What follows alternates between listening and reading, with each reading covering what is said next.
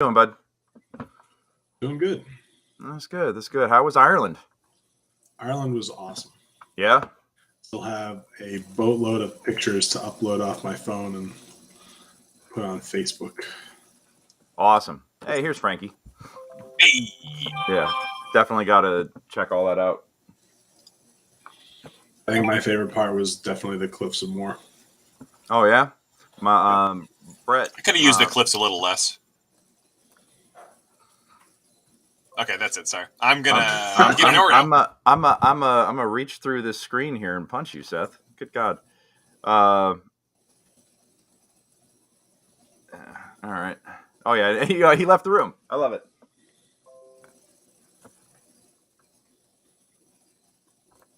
All right, let me see.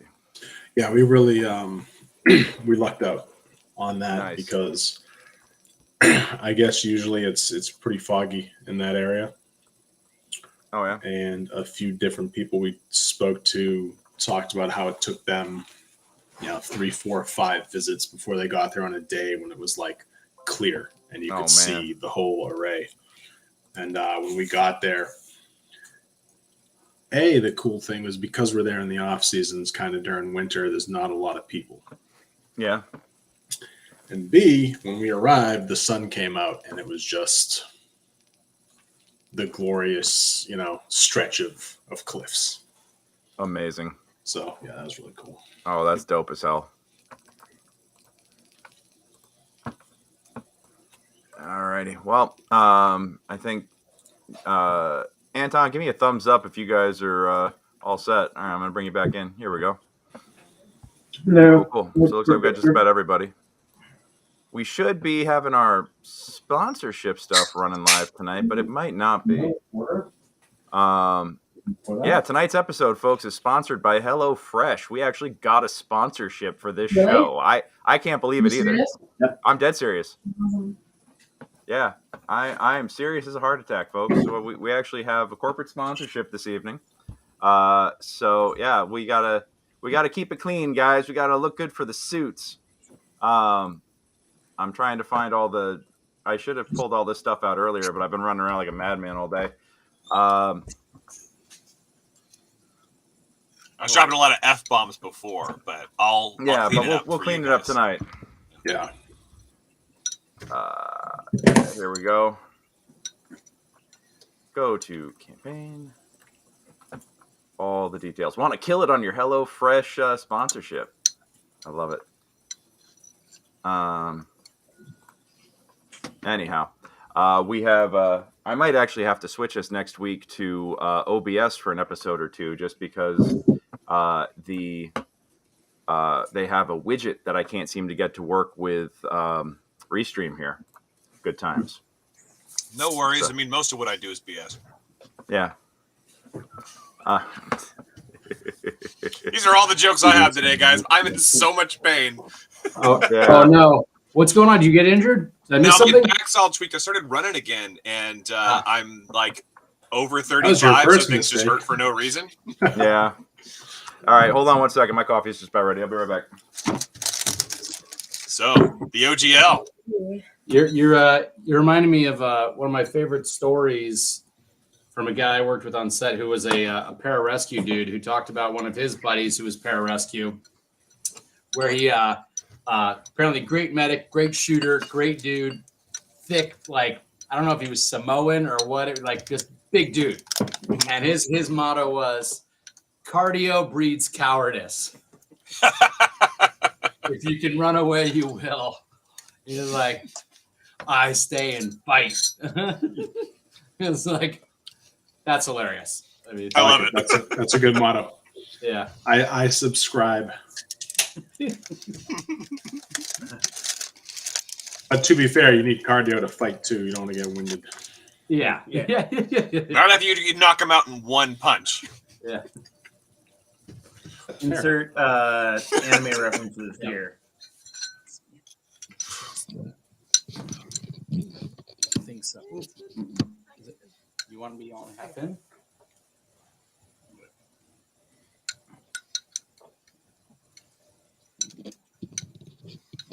Have you successfully recovered from the time change, Matt? Like, how brutal is this about to be for you? No more brutal than usual. We actually we would get up and going around 9 in the morning while we were there, and that's like 4 in the morning here, which is not too different from my usual schedule. So it was not too bad. Getting there and getting back. Yeah. Any favorite spots? Cliffs of Moher, definitely. Yeah. Yeah. Did you hike out? Yeah.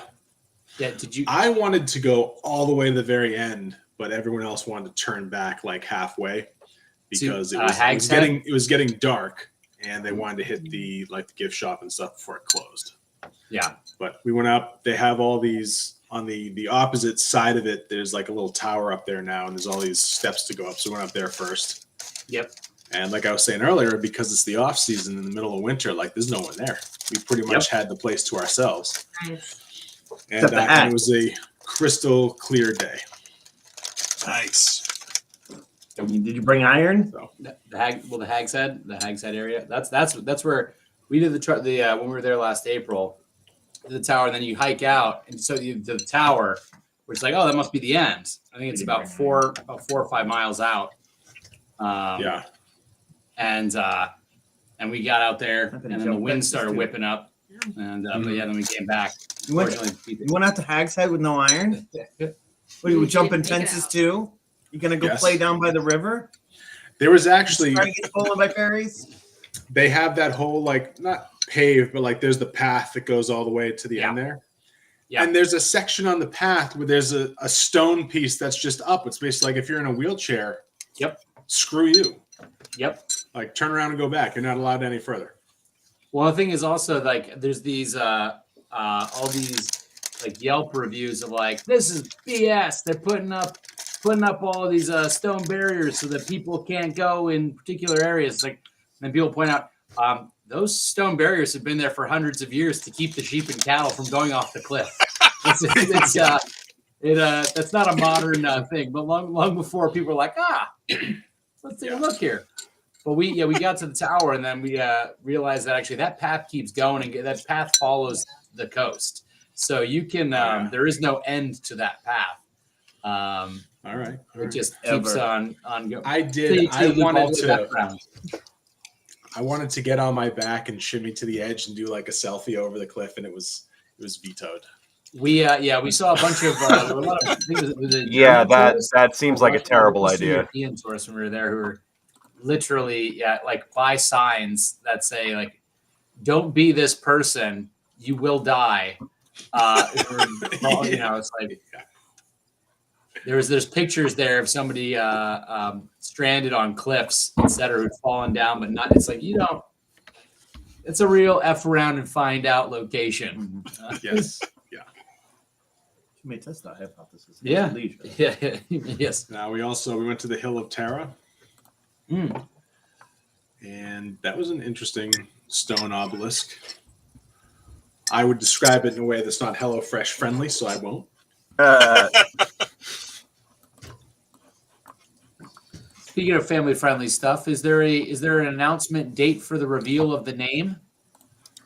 Yes. When we talk about the baby shower, that's when we're gonna do a thing. The baby shower will be named after said baby. Oh, okay. This is the new one. Are you what national forest are you going to burn down with the gender reveal? Well, I was thinking about bear's ears because it's so controversial right now. Yeah. Oh God. Cocaine bears? Wait, what's controversial?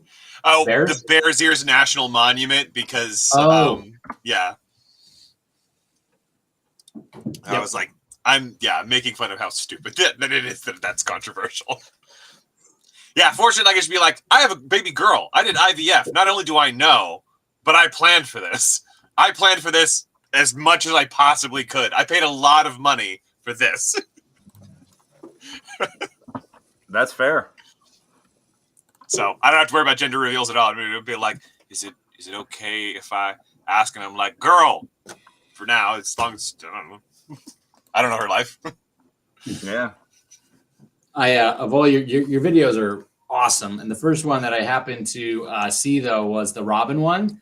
And so the first one was like, what does the R stand for? And I was like, well, I guess he loves that clip. And then seeing the other ones where it's like, what is the name? I was like, oh, there's an order. I feel like I jumped. I jumped in perhaps the wrong one. But I don't know. There's also an order of like how we made them, so they get progressively more complicated and like better shot.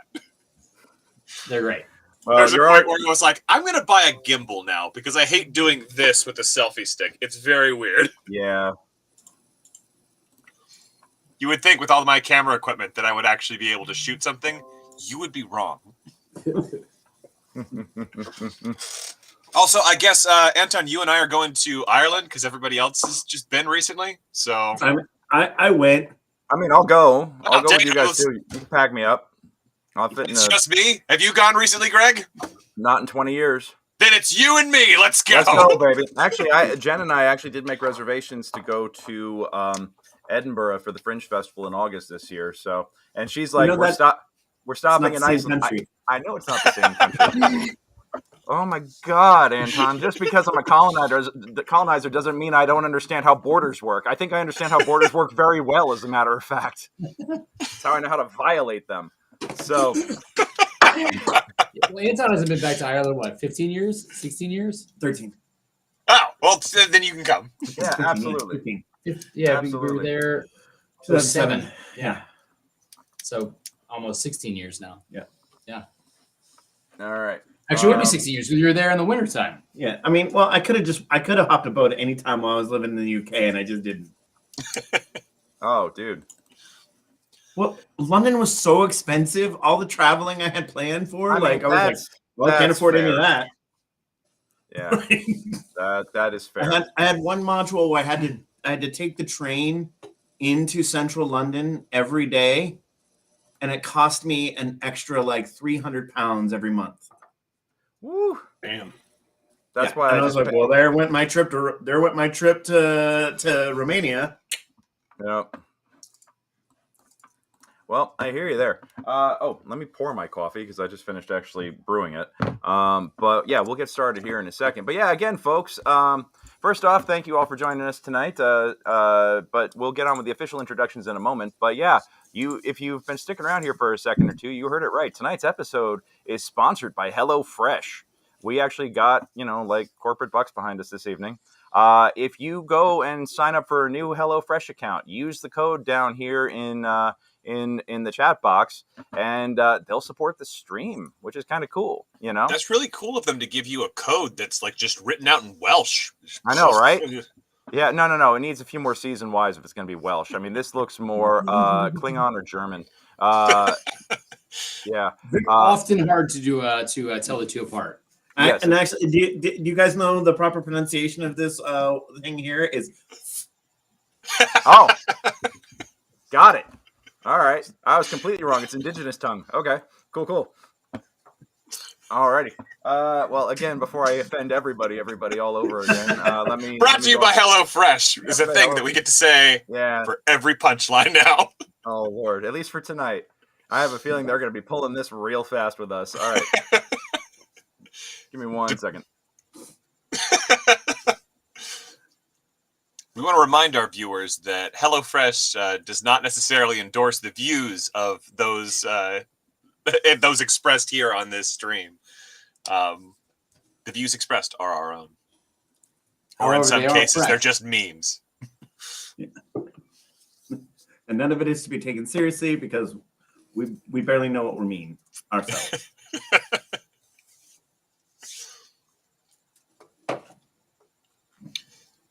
So the SRD's in the Creative Commons now. Yeah, that's crazy. Quite the victory there. Yeah, I did not see that coming. I mean, what was it? Over half of the D&D Beyond subscriptions canceled. Was that the final toll? It was a lot. Yeah. Did you find or hear the interview, the first interview with Kyle Brink today? No. Yeah. To sum up, he was like, "Yeah, We done effed up. Sorry.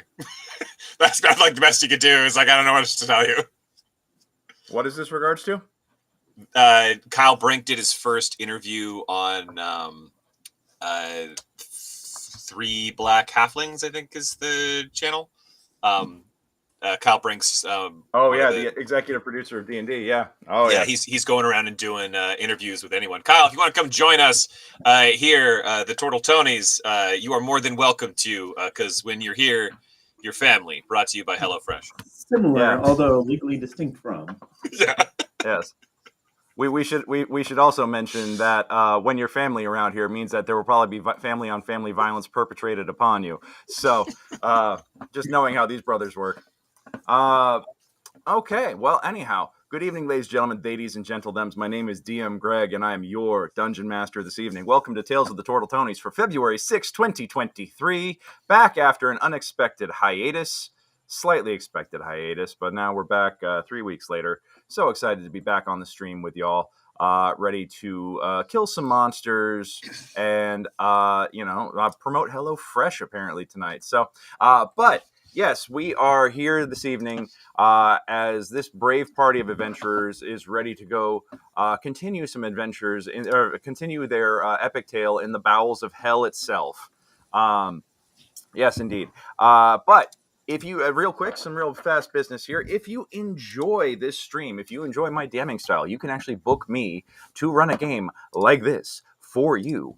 Book me at mastermindadventures.com. I am taking bookings in person and online. I actually have 2 ongoing groups at the moment, 1 in person and 1 online. And for my in-person groups, I have been building and crafting dungeon tiles that we have been using to actually create dungeons as we go. And it's been kind of crazy fun. I've actually got magnets in the damn plates and everything. It's I went down a YouTube rabbit hole one night and never really looked back, is all I'm saying. Next thing you know, I'm ordering acrylic paints and brushes and, suddenly up to my elbows in resin and glue. It's a good time. But yes, you can get me to run a game like this for you and your friends, families, loved ones. Book me for a birthday party, graduation party, bachelor party. I've run a bachelor party game. We're not going to get into what that entailed because the sponsor will drop us in a hot minute. This is a great way to get together with friends and tell some stories and have some epic fun. Again, mastermindadventures.com. Look me up. Very well reviewed Dungeon Master, if I do say myself. Anyhow, but that's enough about me. Let's go on ahead and talk about tonight's players. Let's go on ahead and let the magic screen of shifting. Nope, not me. Seth, you're going to introduce yourself first this evening. Hello there. I'm Seth HelloFresh Thygesen. I am playing Frankie Tortletoni. I am a barbarian turtle, and I have an excellent hat. My pronouns are he, him, and my fears are everyone making fun of me behind my back, being alone, and having no family. And that's my character, not me. That would be very irresponsible of me to disclose all of my fears on the internet. Absolutely. That would be very unwise. Who knows who would wind up using that to take to their devious advantage. Not your dungeon master for certain. But thank you, sir. Mr. Matt, how you doing tonight, bud?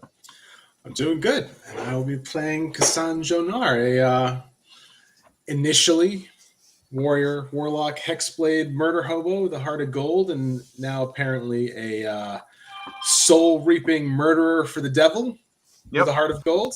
Still just going after bad people, not a bad guy. And we've had some interesting developments lately. Indeed. Well, you have a fan here on Facebook this evening.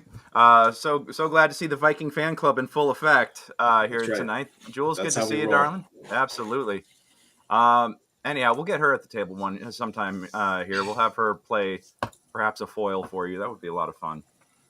Jules, call me. We'll figure it out. Anyhow, glad to have you. And let's go on ahead and introduce our trio this evening. That's y'all. Okay. All hello. Right, I'm Nathalie Eckert, and I'm playing Vicki Wick, HelloFresh Tortletoni. And I am a fighter. I do have a heavy-duty hammer, but I like to use my magical crossbow. But we'll see how much that helps me down here in hell. And My fears include falling and flying. You know, it's kind of in the sky, and children, and also death. Death to family, death to the party, just death in general. If something I care about dies, it's not a good time for me. So yeah, that's Vicki. Love it. Glad to have you, Vicki. All right, you guys flip a coin. All right. I don't have a coin, so I'll just go. Hi, I'm Anton Ray, and I play Miguelle. Hello, Fresh Tortletoni, because that's what we're doing tonight, apparently. So I'm the youngest of the Tortletoni brothers and cousin sister, terrifying human. Turtle, terrifying turtle next to me. I'm the youngest. I kind of came from the crack shell, so I'm not as smart as everybody else. But it's okay. I try to make myself useful and help with the cooking and the cleaning and the other stuff that needs to get done. That to leave them more capable of doing the smart stuff. My fears, which we're supposed to add, is I'm afraid of drowning in mud, which is really hard for a turtle, but I'm still afraid of it. And then I'm afraid of being all alone, and because I don't know what to do if I'm all alone. And then my biggest fear is that one day my family's going to be all in danger, and I'm going to need to figure something out or solve some problem, and I'm going to be too dumb to do it. And then it's all going to be my fault. A lot, man. All right. Yeah, heavy. It's not like I was planning on using all of your fears tonight, but man, now I'm throwing out tonight's. I'm throwing out the notes, and tonight it's all just going to be Fear Factor up in here. It's going to be good. All right. Oh boy. Paulie, bring us on home. Hi there, I'm Paul Masterson, but tonight I am Anthony Tortletoni, aka Anthony Tony the Tool Boy. Hello Fresh Tortletoni. Everything that I designed is fresh and crisp. You might call it from the Hello Fresh store of artificing. But yes, I'm a multi-class artificer and wizard, and usually I have my full Tiny Tony and friends army with me. My homunculus servant, Tiny Tony, with his Tiny Tony gun. And usually I have Owl Capone, my wizard familiar, but DM Greg, the Hello Fresh bad guy that he decided to be on another episode, killed Owly, but hopefully we'll get him. Yeah, discorporated him. That's true. We're going to get him back soon. And he's going to be better than ever because now that I've leveled up, I've got a special new little trick for Owly to be breaking out on the field of battle. I love it. All hey, right, Julie, good to see you. She's ready to roll up a character. Oh, hey, here you are, Jules. Hey, I got if you want to join us one night, I think I've got a character arc for you all planned out. I'll set you up. It'll be great. Okay. Greg says he has a character arc. Okay. Yeah. Awesome. Well, it's good to see you, darling. You have a good time in Ireland? Did you have a good time? Yes. Can you hear it? Yes. A little bit. A little bit. Oh, okay. Oh, that's right, because you got your headset on. Okay. Yeah, I turned it up. All right. Yeah. Hello. How's the winter treating you? I was just out in Massachusetts myself. It's a little different than SoCal, huh? Love it.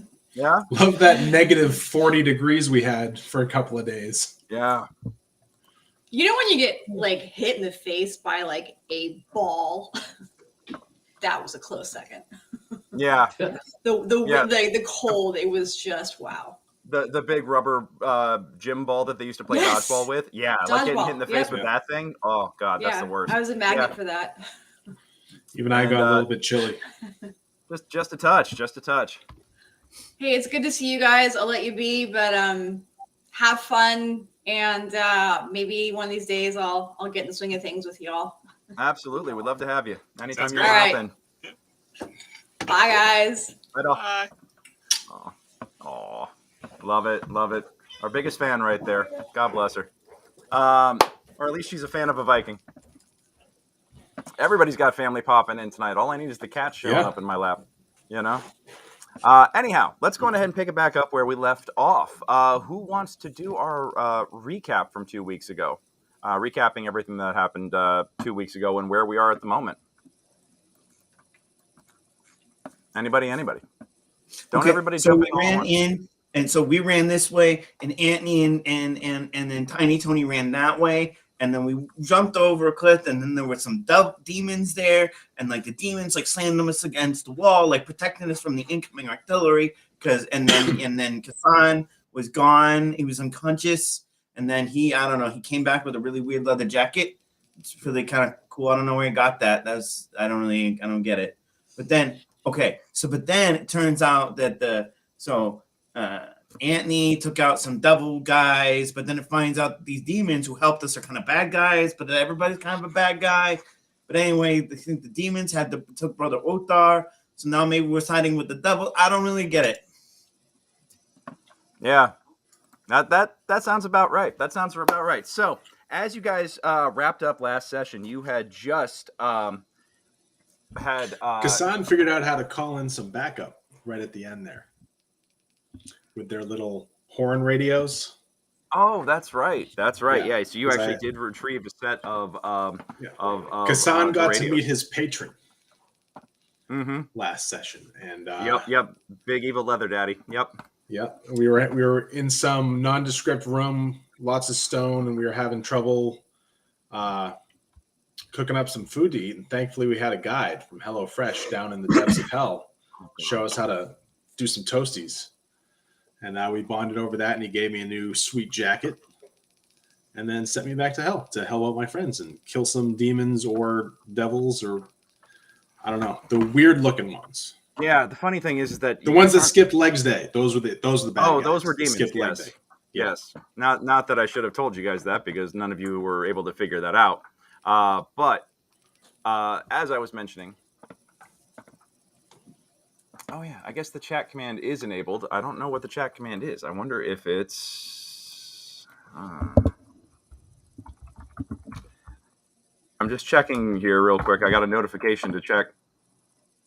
Oh, hey, it does work. If you do, if you put in the command HelloFresh in the Twitch chat on my Twitch channel, like so, you'll get a code and a link right there. Kabam. I love it. That's so convenient. Anyhow, you definitely should check out HelloFresh. Great food delivery service. Who could actually use some food delivery right now is the Tortletonis and friends. Because after you finish off those the devils or the demons, first off, you finished off the two Glabrezu that you were fighting with, and then overtook the artillery position, the devil artillery position that was shelling you. They managed to call in an airstrike for backup support, and within moments of calling in the airstrike, a big eye, literally a beholder with a massive disintegration ray came in and carpet bombed your position, and you all managed to quickly evade being disintegrated by this flying artillery beast. You know, the big old beholder warthog go burr, and it just took everything out. Including any sort of artillery utilities that you could have put in a bag of holding or not. So yeah, there are no devices left for your retrieval, guys. Sorry, I'm not giving the Artificer a frickin' mortar platform. What's the worst that could happen? Oh, everything. Yeah. Sorry, already built his own. Oh, I know. You already have them, Paul. You don't need any more. So, how dare you, sir?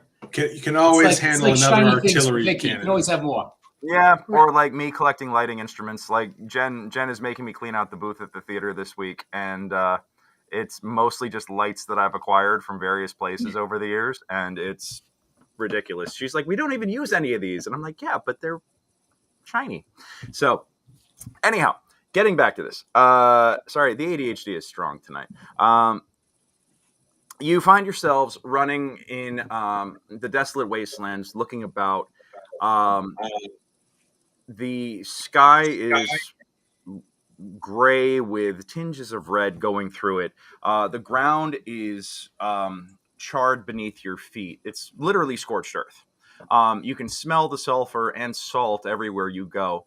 And at this point, you're looking about, and there doesn't seem to be any sort of shelter. You're exposed to the elements. You don't find, besides the river Styx, which you discovered all too recently, there doesn't seem to be any sources of fresh water around either. So, yeah, I'm going to give you guys a minute to sit and assess your current situation. This is the worst cover of California Dreamin' ever. All the earth is scorched and the sky is gray. There ain't no water walking around this way. Incredible. That's true. Yeah. Hellscape. I don't know what assess means. Asked us. Well, as But you I'll turn- dash, you guys do manage to find what looks to be a rather shallow cave in a small rise of land nearby. You almost ran over it. You kind of run up this little rise, and as you start going down the other side, you realize that there is an opening there.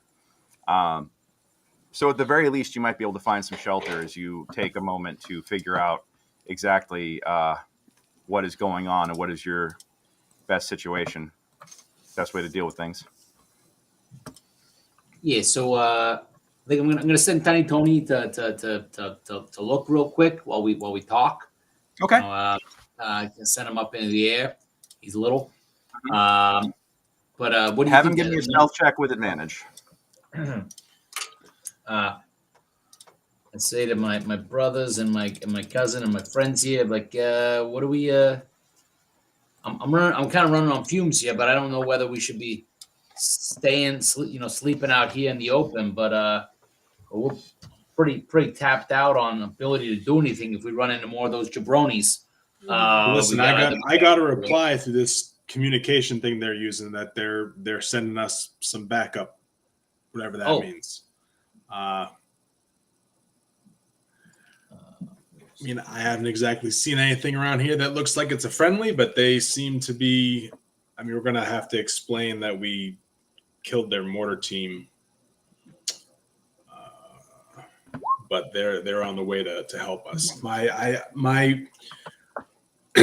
patron is with them, like they report to him or something like that.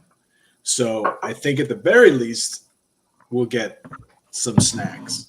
In my defense, I just I think you can tell them I told those guys stop shooting at my family. They started shooting mortars at us. I mean, yeah. What can you expect us to do? I mean, I charged them, and they didn't. What's going on? Are we working for the bad guys? Not. I thought we were trying to find Brother Othar. Yeah, we're trying. Yeah. We are. Miggy, So- I think the other guys took Brother Othar, and then these guys, who may also be bad guys, I think they'll help us get the other bad guys to get Brother Othar. So there are worse guys? Yeah.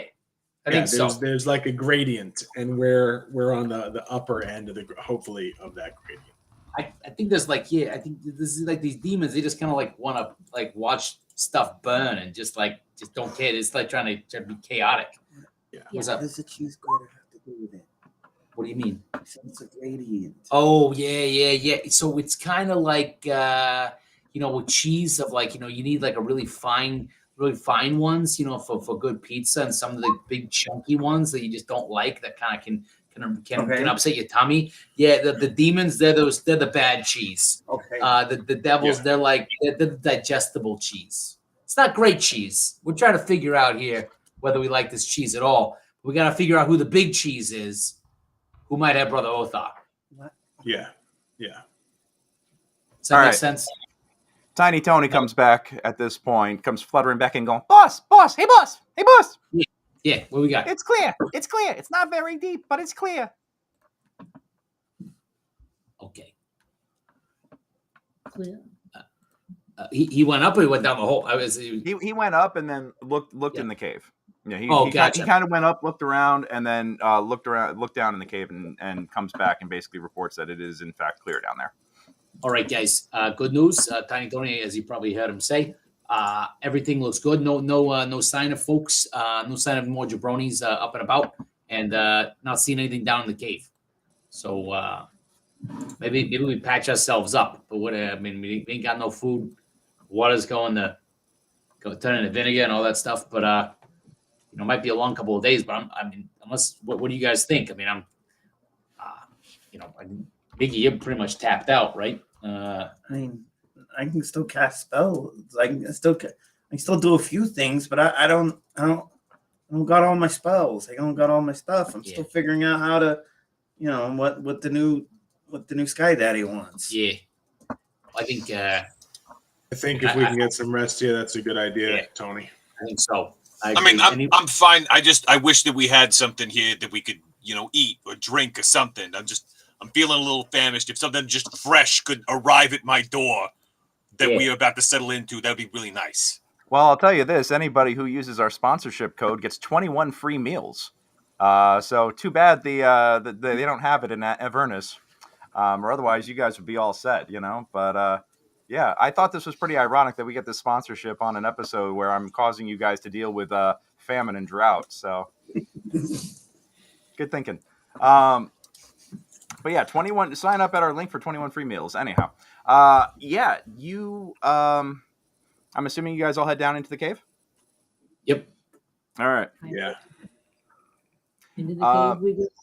Yeah. It's when I say it's small, it's small. It's a little too low for you guys to all stand up straight. It's a little too small for everybody to fit perfectly comfortably. Like it's tight and it's kind of a miserable experience. But you know what? It's out of the wind for the moment. And it looks like it's going to give you just enough shelter to perhaps get a little bit of rest. So, do you guys want to set up? I'll pull in the shell. That way I can be like a chair for like Casan. Okay. All right. Do you guys want to take a long rest and set up a watch? Yeah. I think that's a good idea. Okay. Yeah, I will tell you that the terrain here, you've been here. You're not quite sure how long you've actually been here for, but you already can tell that it doesn't really seem to change the time of day. Like light just kind of emanates from above, and it doesn't seem to shift or move. It doesn't seem like there's any sort of rotation here, almost as if you're on a flat plane. And yeah, so there's no sense of daytime or nighttime. There's just when you get tired enough that you need to rest. So you each curl up and try to get as comfortable as possible, which is to say it's not terribly comfortable, but it's better than nothing. Who wants to take first watch? I'll take first watch. Okay, Casan's on first watch, and then anybody with him, or is it just Casan? Yeah, I'll stay with him. Okay, sounds good.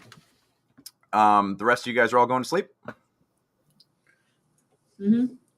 Okay. Uh-huh. Yeah. Yep. All right. And just so we know how to keep things seamless, who's going for second watch? Vicki. All right, Vicki, and is there going to be a third watch, or are you guys just going to take a little extra long If I'm done with my long rest, I'll do third watch. Okay. Yeah. Once it's done a long rest, because I'll be wanting to do a quick little ritual to bring back my my fierce eyebrowed friend. Excellent. Okay. Oh yeah, you're going to summon up your fierce eyebrow friend. Yeah, who's going to come back as a demon bat or something? It's going to be awesome. Yeah. He resents that comment. He's beautiful now. He's a product of his environment. Yeah. Yeah. Anyhow, so in that case, I need first watch. Seth and Matt, I need you both to roll a D100 for me and let me know what you get. This will be the one time I roll real high. Route 66, baby. Oh, Nice. thematically perfect. Okay. 76. Feeling a 70. little independent. 70. Yeah. All right. Let's see. Every time I hear 76 now, all I think of is Fallout 76 and Take Me Home Country Road starts playing in my head. So, which, to be fair, is a banger of a track, and I'll fight anybody that disagrees. So, Tony, Miggy, and Vicki all go to shell in the back and ostensibly fall asleep.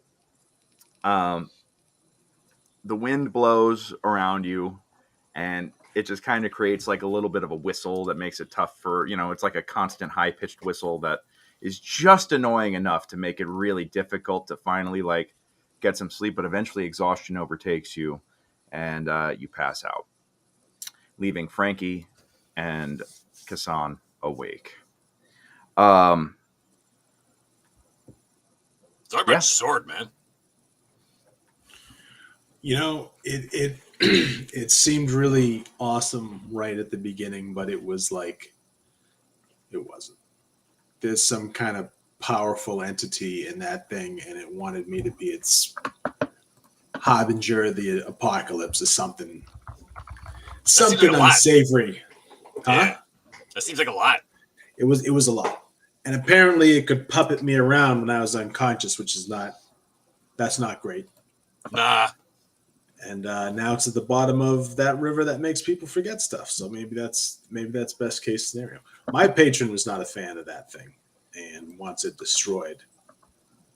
I was really hoping that we could like make it forget, because if it was like sentient or whatever, and then we dip it in the thing that makes it forget, maybe it could forget being a douchebag.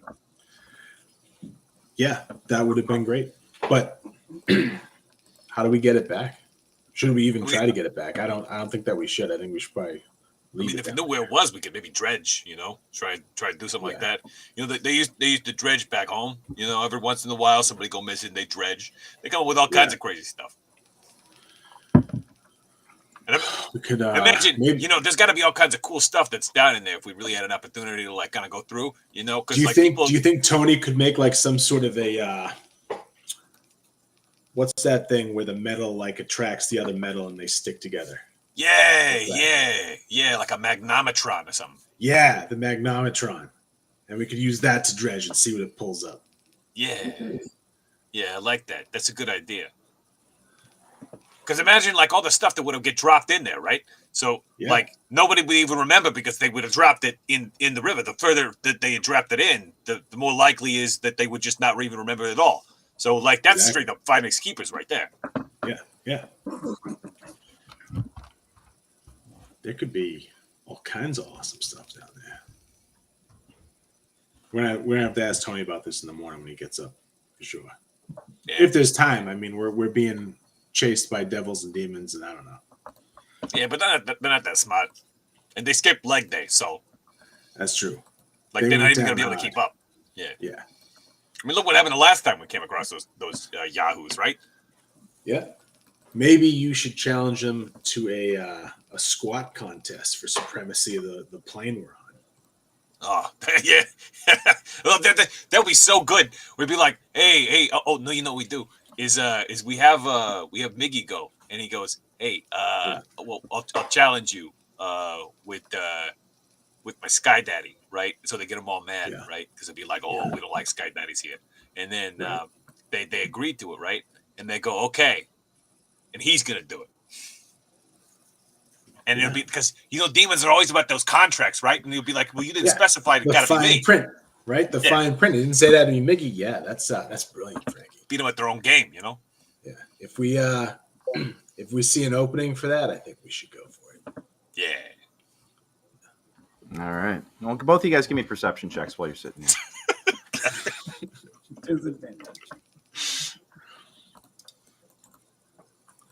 That was 15. What? What is happening? Yeah, Frankie gets a critical success here with a 25. Holy crap. Saw that wind whistling through her shells. Yeah. Casan, you are sitting there with the and you're distracted as you hear a crackling of a in the earpiece, the horn piece that you recovered. Position unable location, please. And it sounds like that they're having some sort of interference in reaching you. Okay. But Seth, Frankie doesn't hear that. You look out, And off in the distance, you actually see what looks to be a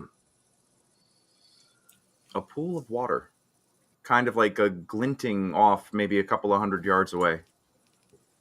Hey, you see that? What's going on, Frankie? What? Couple 100 yards away. It's like a pool of water. It's like glinting.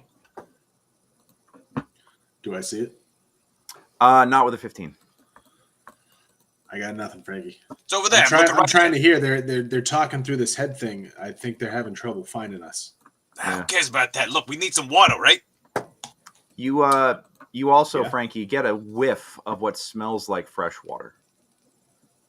I can smell it and everything. Can you not smell that? It's what do they call that? Like peat ochre, right? A little bit. Like because peat ochre always smells like that. You remember peat ochre from back home? No. Yeah. You always smell like when it's like raining. So when it rains on a stone? No, you don't know what I'm talking about? I'm lost, man. I don't. That guy smells good. I don't know what to tell you, but anyway, it smells like that. Was it like a self-applied fragrance, or he just kind of natural, like a musk? Yeah, it's kind of like a musk thing. I think he just like hung out in the water all the time. He was kind of a swimmer. Yeah. Okay. All right. Yeah. I would say we should be careful drinking anything, though. Oh yeah. Do you want to go out and inspect this thing, or are you just noting it for when everyone's up? You good here? Cause I go look. As long as you're gonna be good. How far away is this? Like, it's a couple 100 yards. I don't know, man. I don't think we should go venturing out there alone. We shouldn't leave these guys unattended. Oh no. We should not go by ourselves. We should not go together, because if we do that, then they're gonna be left unattended. No one's gonna be watching them. They're trying to sleep. You know what's really amazing though is after all this time, after being family for all this time, they are able to sleep while I'm speaking at full volume, and I appreciate that. It just makes me feel real loved, you know. Yeah. Well, Vicki can they're that comfortable with your auditory boastfulness, you know. Oh yeah. Because if you're gonna boast, you got to be heard. You can't just there's like whisper boast, like, hey, I'm the best. Like nobody cares. No one cares. You gotta say it loud and proud. Yeah. Yeah. So I'm gonna do it. Like if you're gonna be good, like you're not gonna get take over by another sword or something, right? I don't see any swords around. I think we're good on that front. Okay. But, do you have something like? I want to be able to keep eyes on you, though. Oh yeah. I can't really... Here, let me say. I don't believe that I have anything that I can write with. Did anybody have a flag or something else to make me more obvious as I walk away? You got your big hat. Like a moon touch longsword. It is the best. Oh, I do have a moon touch longsword. That's a good point. I'm gonna take that out and light it up. All right, you pull out your moon touch longsword, and as you start the glow of it, it actually glows with an angry red. All right, see, there you go. Yeah. Right, also, that's freaking me out, man. But also, it's kind of cool, right? I like the red. I like the red. I might be biased, but I like the red. Mm. Yeah, thanks. All right. You start heading out towards it, and you have your eyes locked on this thing. We'll come back to you in a little bit. Casan, anything you want to do in the meantime? I think in the previous episode we established that the communication thing is a once a day thing for me. Yes. All right, so I can't respond to them to let them know where I'm at. I think I want to just kind of intently keep an eye on the glowing red sword of Frankie as he moseys on out into the night. You turn away for a minute and start fiddling with the horn piece, and you look back, and his light beacon has gone from maybe 10, 15 feet away to easily 100 yards away, very, very swiftly, like within seconds. You get the feeling that you don't know if it's like a fold in space or something like that, but there's something really weird about it. Seth, you're just walking forward. You don't even notice anything. And eventually, Matt, you look again, and his marker is, or his beacon is barely a dot on the horizon now. All within about a minute. Not even. That's not good.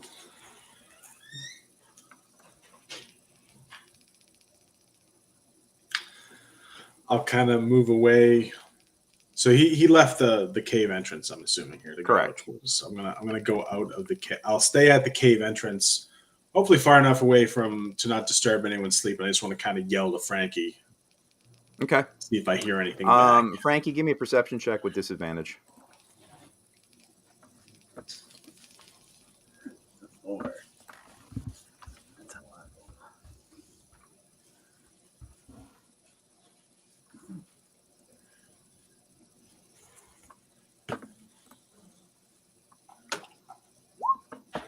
$15. Okay. 15. You can barely hear what sounds like Casan calling, and you've only been walking for what feels like a couple of seconds, maybe 30 seconds, and you look back, and you can barely see the cave, and it sounds like he's incredibly far away, and you're hearing his voice on the wind. Damn, I did not realize how fast I was. Yeah, and you look back, and you turn back around and look towards the direction that you were headed in, towards the oasis, towards the pool of water, and it's gone. Ah, come on! I'm gonna light up my glaive, just kind of, if it makes it easier for him to keep eyes on me. Man, our noise and night discipline is amazing. I'm gonna walk back. That water's disappeared. I'm coming back. Yeah, Frankie, you grumble the whole way. You're kind of like looking over your shoulder, and you start taking a step back, and suddenly, as you take your first step, you literally bump right into Casan. And Casan, suddenly, Frankie is like right on top of you, as if it was nothing. Did you know I'm like so fast? I had no idea. That was like Frankie, can you teleport? Is that what just happened there? I mean, I've done it a couple of times, but only usually when I get like really mad. Yeah. And right now, I'm at best mildly irritated because I was walking all the way over to go get this water, right? And then it just poof, it's gone, right? That's just hell. Just I would describe you as somewhat serene right now. Yeah. I mean, I exude calm at this time, despite my mild irritation. Right. And that's a testament to your self-control. Yeah, but now I'm teleporting anyway. That's crazy. Is that like, are you doing that? Or is that the place that we're in is kind of weird? Because I feel like that happened a few times yesterday when we were trying to navigate around. It's like the food and the water sucks. The sky doesn't change.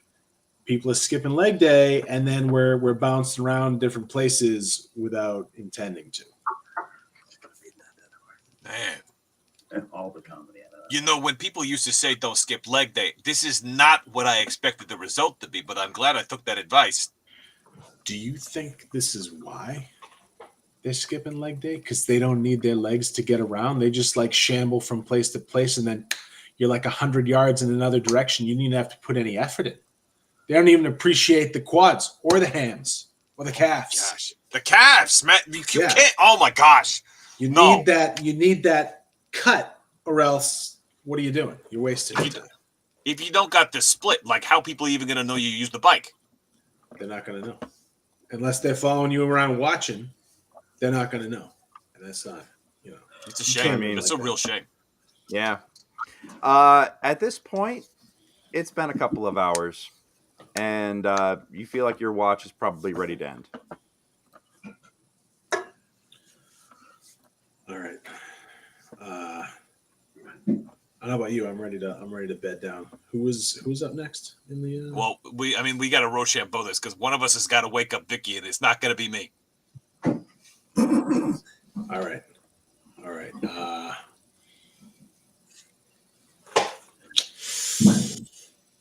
Okay, I'll do it. I'll wake her up.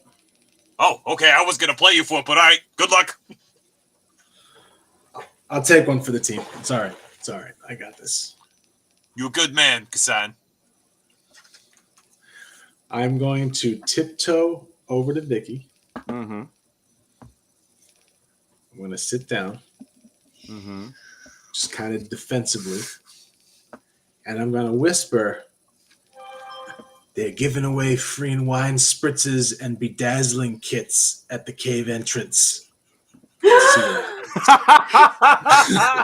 What is happening? What is what's going Vicki, on? you're up. Hi, what's up? Is it you said It's shopping? What happened? Booze and shopping? What's happening? yeah, it's time for second watch. Oh, And I had a horrible dream. We were in hell, and then I woke up and we're here. we might be in hell. We might be in hell. It seems like. And Frankie and I discovered that you got to be careful walking around. Like I wouldn't, if I was you, I would not leave the cave entrance. Sounds good. I can stay inside. You might start teleporting all over the goddamn place, and it's very confusing. Yeah, I'm gonna stay inside the cave. Okay. And I'll just sit inside like the cave. Okay. I like to sit like basically where the cave opening is, like right at the cave opening. Okay. So yeah, you kind of like plop yourself right down right there, and you're chilling. Go on ahead. Tony's sitting on your shoulder since he doesn't have to sleep. Yeah. Great.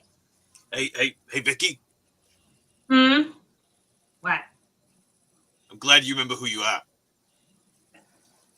Yeah, that was a little weird. Yeah. Yeah. So Frankie was talking mad shit about you. It doesn't surprise me, little tiny Tony. That doesn't surprise me. That's okay. We're cousins. We can talk shit. It's family. Well, okay. All right, go on ahead and give me a perception check with disadvantage as you're sitting like right inside the cave and not having a full view of things.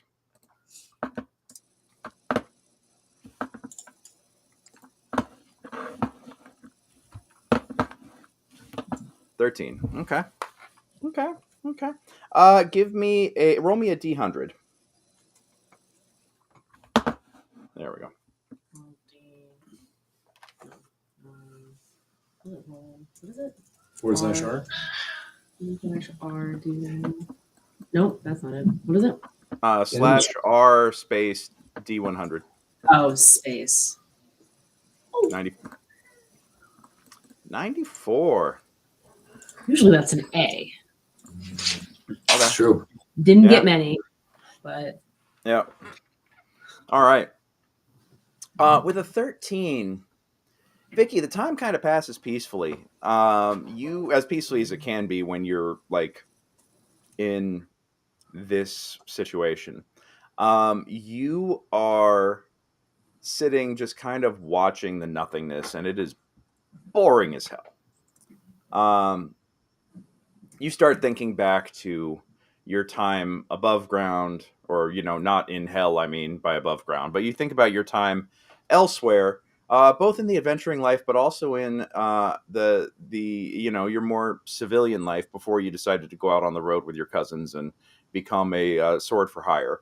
You can think of the nights spent in taverns, dancing and having, like a great time with friends and family, partying and, dressing up and going out and living life to the fullest. And so, Greg, I'm going to start doing a little like a to myself, like a little, like I have a beat going on in my head and I'm kind of like, yeah. Well, it doesn't take very long for you to realize that you're actually hearing that beat. Oh, is that pie? It seems like it's kind of like carrying off in the distance in the wind. You can actually hear just like the faintest throb of a bass and a tss, tss, tss of a snare drum.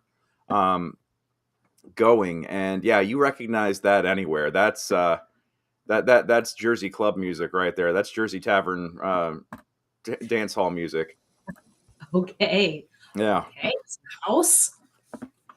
Okay. I'm just trying to focus on the sound and to see if it's coming from a particular direction, but I don't want to move yet. You with a 13, you're having a real tough time pinning it down. You'd actually have to kind of move out of the cave in order to have more of a sense of where it may be coming from. Hey, Double T. Yeah. You hearing that? I got a 9 on my perception. I don't hear shit. You wanna? Well, I don't really. No offense, but I don't really trust you to watch over my cousins and my family because you're like a little machine thing. So that's racist. You know, I will take that. I like flesh and blood versus Tinka Toys. Ooh, speciesist even. Ooh, I have a soul. If you prick me, do I not bleed? Well, I don't, but that's besides the point. Not a bad example. I'm going to kind of like shoo him off of my shoulder and say, stay. And then I'm going to get on all fours and slowly peek my head out of the cave to see if I can hear the music any better. Okay. As you peek your head out, you actually do seem to hear it, and it seems to be coming from behind the cave, like back over the ridge that you guys walked from. There we go. I don't know who's doing that, but that's perfect. That's Seth, isn't it? And you're trying way too hard not to smile, so yes. It's CC0, so we can play it on the stream. Excellent, thank you. Yeah. You can actually hear that playing live somewhere coming from, behind you. How long have I been watching on Watch? You're not entirely sure, but something tells you that it's probably been about maybe an hour into your 2 or 3 hour watch. I'm going to go over to Tony and kind of like push him. Tony. Hey. Yeah. Tony. Yeah. Gadget Springs. What's up? Yeah. The hell? So it seems like there's a party. And would you be cool if I like ducked out a little early and like like old times when we worked at the t-shirt shop on the Jersey Shore and I duck out a little early, go to the club. It's kind of like that. Are we still in hell? Technically, I don't know. Seems like it. But technically, I don't actually know. Not a single good religion check between any of you. That's what kills me. What's that? Not a single good religion check between any of you. I got decent religion. I'm Christian in it, but I'm professional religion. Are we in hell? Can I be a religion? Yeah. I don't think so. I think this is just like you think you're in South Jersey. I think this is Burning Man. I think this is what they've been talking about when they're saying Burning Man. I mean, it seems like it's burning in a party. I don't. That sounds like that doesn't sound like a good idea to me. So no one's willing to go to the party with me, basically. Is what you're saying. I don't think there's. Are you sure there's a party? Hey, Tiny Tony. Paulie, give me a perception.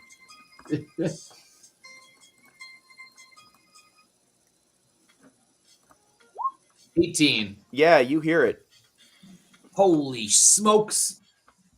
There's a party. But I don't want to wait. I don't want to wake Miggy up because he's real tired, and he would probably be a party pooper. Can we just like club nap for a little longer? I mean, if it's like one of those Burning Man things. Like, it's not going anywhere. That thing's like never end. That's a good point. You don't want to be one of those losers who rolls up at a party with no crew. I wouldn't. Even though I You could. gotta you gotta cruise in there like in formation, you know, and like do like So when we all the wake dance up, can together. you try to find this music? And Yeah. I got some new dance moves that I've been working out with. Then I sit back at the begrudgingly. I sit back in just inside the cave entrance. I'm like, Yeah. All right, Vicki, give me one more perception check. oh shit. And Mickey, Paul, Tony, you go back to sleep. With a 15, you swear you can hear the laughter of the most basic pumpkin spice girls in Ugg boots, just like laughing and cajoling and having a great time, just carrying in the wind. Oh, And- I'm so glad they're closed. Well, then, you know, if those respectable young ladies are there, you know, I'm not a fan of the pumpkin spice or the Uggs. And those kind of, you know, girls made fun of me in high school. So I don't really know if I want to go to that party. So you know what? You know what? I didn't want to go in the first place anyway. So it's probably a lame party. I don't want to go. All right. Well, after a little while, the music fades away. It sounds like it's traveling away from you, and after a little bit, it is gone. All right. Now your watch is ended. Yeah. No, Frankie?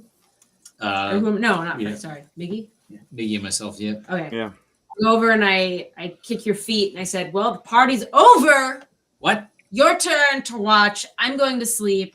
If the You pi- suck. if the You're pi- okay. I'm going to sleep. And I just go and I go to sleep. I knock on Vicky's shoulder. I'm like, if they ain't partying for that long, are they the kind of people you want to party with? Because like they don't seem to be partying hard. They seem to be like partying like wet paper. That's not. Go That's to not sleep. okay. Okay. Hey. All right. So do I have the effects of a full rest? You have your spell slots back. That doesn't answer the question. You yes with an asterisk. Okay? And the asterisk is that in order to heal your hit points back to full, you have to burn hit dice. I think I already had my hit points. I don't think I was down. Okay, then you have all the rest of your long rest. You have the rest of the benefits of a long rest. Gotcha. So do I get to get rid of this exhaustion? You are one level of exhaustion. Yeah. Give me a Constitution saving throw. Okay. DM, do you have Xanathar's guide? Because I didn't. I know you've got shared the shared books, but I don't. There's a particular spell. What's the spell? It's called Dragon's Breath. Since I just leveled up, and through the power of magic and understanding the multiverse. Where do you learn the spell from? Tell me where you learned the spell from, right? Like as of this moment, because you don't have a spell book. My understanding is that I do have a spell book, but my understanding is that when you level up as a so there's the difference between when you level up as a wizard, there are the spells that you can learn from copying scrolls and books, etc. And as you level up, you also have your known spells, which is your exploration of the multiverse that through constantly casting, etc., come to you from your exploration of things. So you want to bullshit your way into a Dragon's Breath spell. Got it. Okay. That is my understanding of the rules as written. Roll me a D100.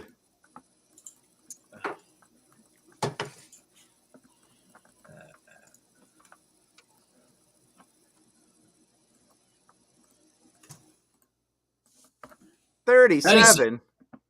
All right. You know, I'm gonna say that this is something that this is a scroll that you were given, probably by Mama Tortletoni. She's saying one day you will be a man, and on that day when you become a man, you will be able to be man enough to cast this spell. But not in but she says it in a way that's not terribly toxically masculine. Yeah. So yes, you open up this scroll, and suddenly you are finally able to read the Dragon's Breath scroll, and you copy it into your spell book, and you are able to prepare it. Yep. Noted. All right, Miggy, you're awake. With a 12 on your con save, I'm going to say that was actually technically you're supposed to roll that with disadvantage because you are because you are exhausted with one level. I thought that doesn't apply to saving throws. Is it? Oh, that's right, because that's a higher level of exhaustion. Yeah, with a 12, I'm going to say that it's good enough to shake it off. It was DC 10, so barely. Barely, yeah. You're groggy as hell. If you need to recover hit points, you need to burn hit dice in order to do it. I didn't. I was full up. Okay. From when I last potioned. Damn, that was all right. I hadn't taken any. I didn't take any damage in the fight. Since. I'm gonna have to try harder to kill you guys now. That's all. I mean, somebody's got Dragon's Breath. Nobody, you know. That giant turkey nearly did me in. I had like 11 hit points the entire fight. Yeah. But did you die? Almost. Yeah. I was taking death saves. Well, I'll tell you this. You guys are sitting there, and at this point, the hunger and the thirst is starting to get to you guys as you're sitting here. You really could use a HelloFresh drop right now, and if only you could actually use our sponsorship link and code currently available in the chat, that could get you 22 free meals.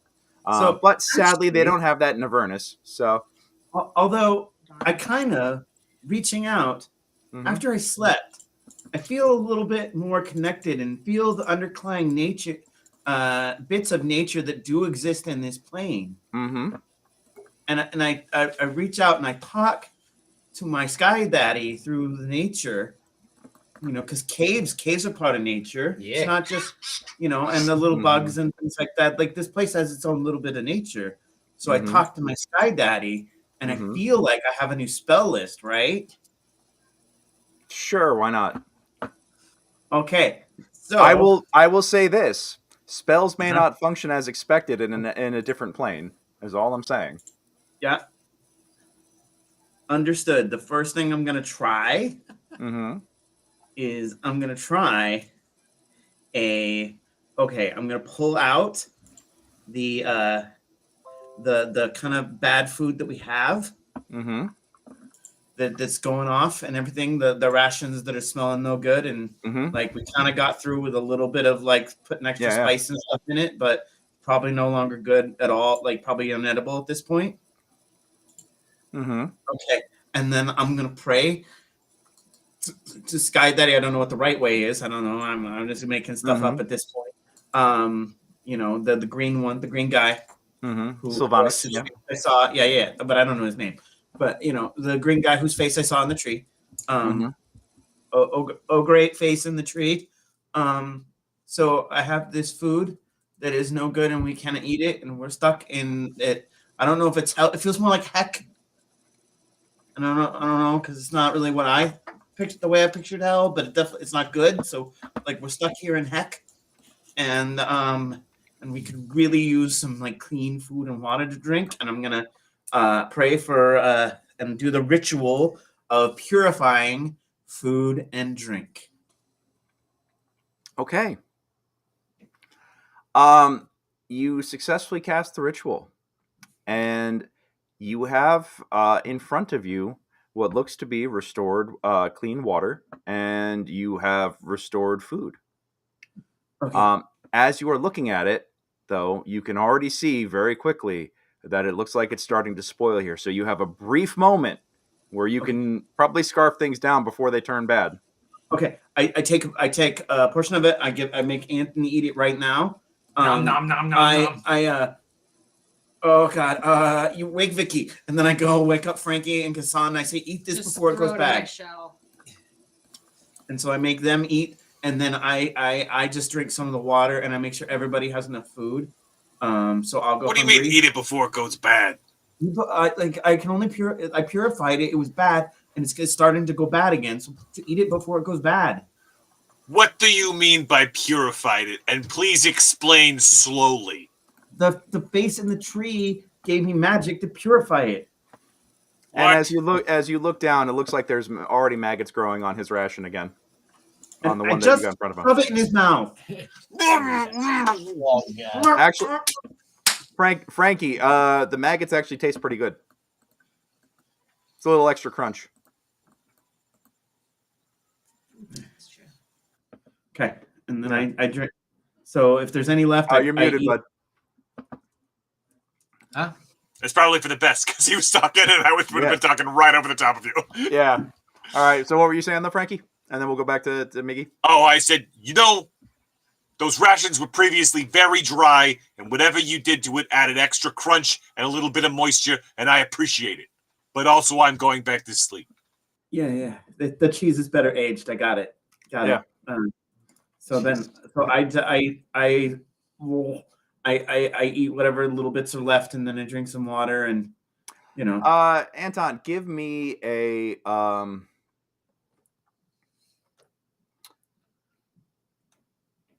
wisdom saving throw.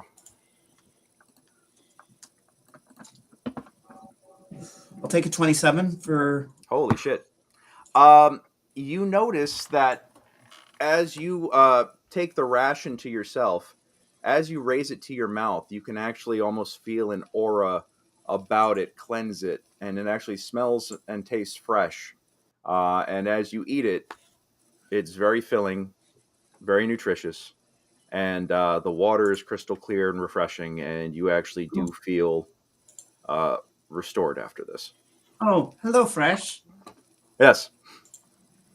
Yep. Sponsored by HelloFresh. This Purify Food and Drink sponsored by our lovely sponsor. Please click on the sponsor link for 21 free meals and support the stream. Thank you. 21. I thought for a moment there you 22? said 22. Why is that, Greg? The copy says 21, but apparently if you click on the link, you get a bonus one. That's from my understanding. Yeah.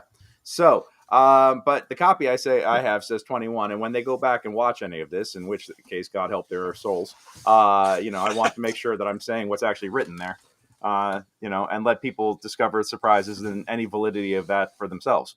Extra bonus. Yeah, exactly. So, you, Anton, you actually kind of sit there and you feel rested and content for the moment. And you actually feel like you've got a bit of a full stomach, which is not at all something that you've been used to. But now the two of you are left with your thoughts and assessing your current situation and realizing that you are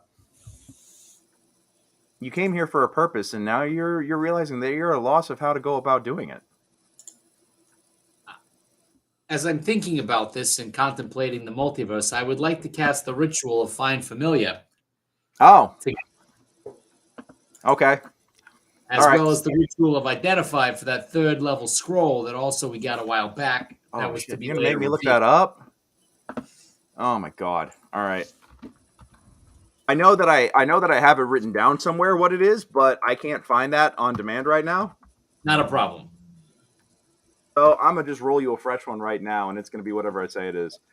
First off, you cast Identify. 3.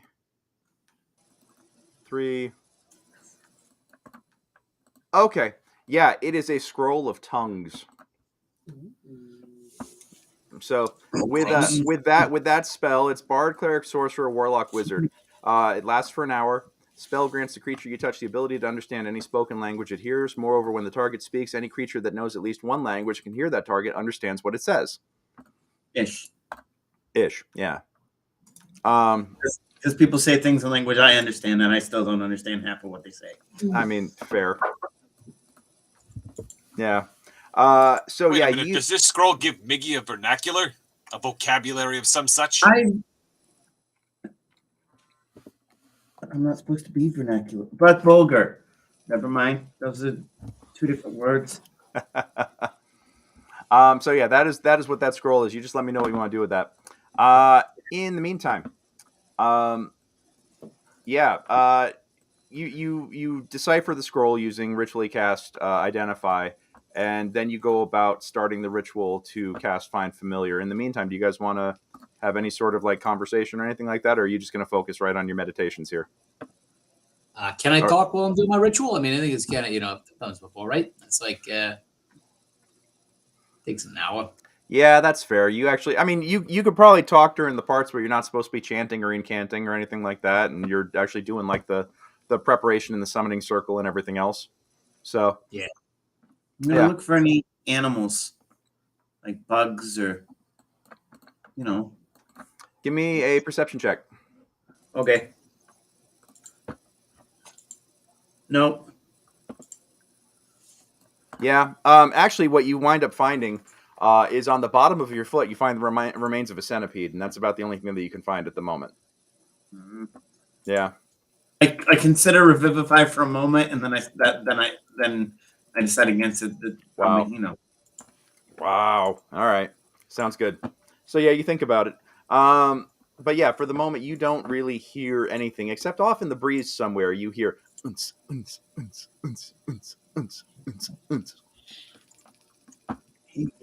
Hey, yeah. I know you're sorry. You're busy. Oh, it's okay. I can chat. This is just the drawing of it part. Yeah. When I'm chanting is when I can't talk because I'm already talking. Right. What's up? So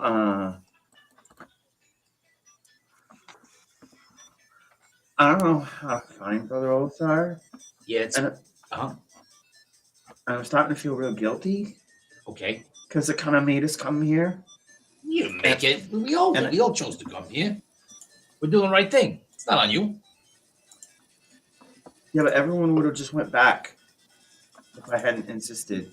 No, we all said we were gonna go and find him. We said it was the right thing to do. We weren't like, hey, forget that guy because he's a douchebag. We're not gonna, help him out. We're like, hey, But now we may be stuck in heck forever. We may die down here. Nah, it's gonna be a great story. I'm not worried. Not one bit. Not at all. It's gonna be great for research. Okay. Let me. Tony, give me a perception check. I am rolling deception. Yeah. Oh, you're rolling deception. Very good. All right. Let's see whether my brother realizes that I am not. Miggy, what's your passive perception or insight? Passive insight. It's passive 17. Passive insight is 17. 17. Yeah, he's full of shit. It's gonna be great. I'm not worried at all. Okay. It's good. Hey, you know what? The best stories are from questionable decisions. Okay. All right. So let's get to the summoning of Al Capone. Yeah. Yep. Bad stories make great. Or bad decisions make great stories. Yeah. All I'm gonna say is this might be one of those stories that we don't tell Mama Tortletoni about. I'm just saying she might get a little upset. Maybe this is something that we only talk about when we're out drinking together or trying to impress people when we get back. I'm not trying to impress anyone. It'll look great on a resume. When you meet your new Sky Daddy, it's going to be fantastic.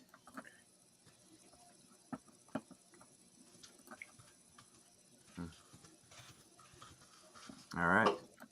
So, yeah, you go about summoning Al Capone, and as you go about completing the ritual...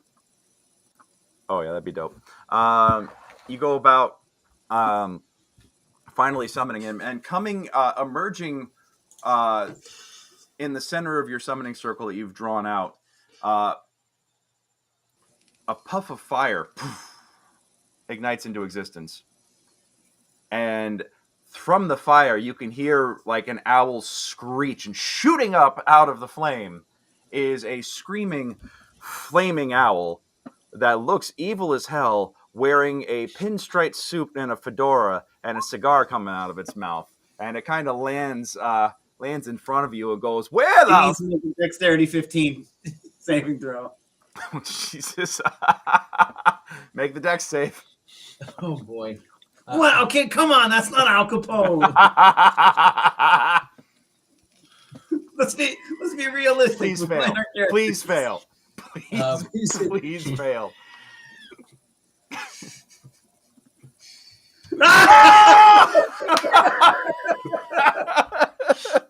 11. Oh, radiant. He takes it. He takes it. 11 radiant damage for 22 damage against a fiendish familiar. Yeah, he coming out going, yeah, plop. Poof. I'm sorry. All that's left is a cigar. You know, Mickey.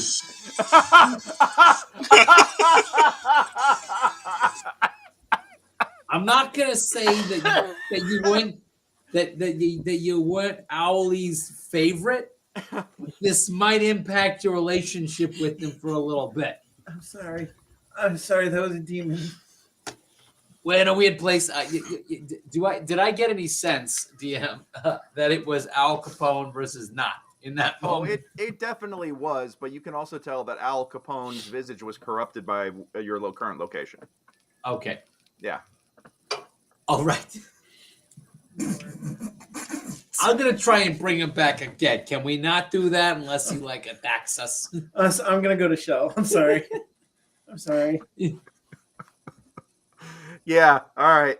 So you take another hour and 10 minutes to cast it as a ritual, because you can do this one. Yeah, it says you can cast this one as a ritual. You use another 10 gold worth of charcoal, incense, and herbs that must be consumed in fire by a brass brazier. This time you're doing it with one eye on your brother. Yep.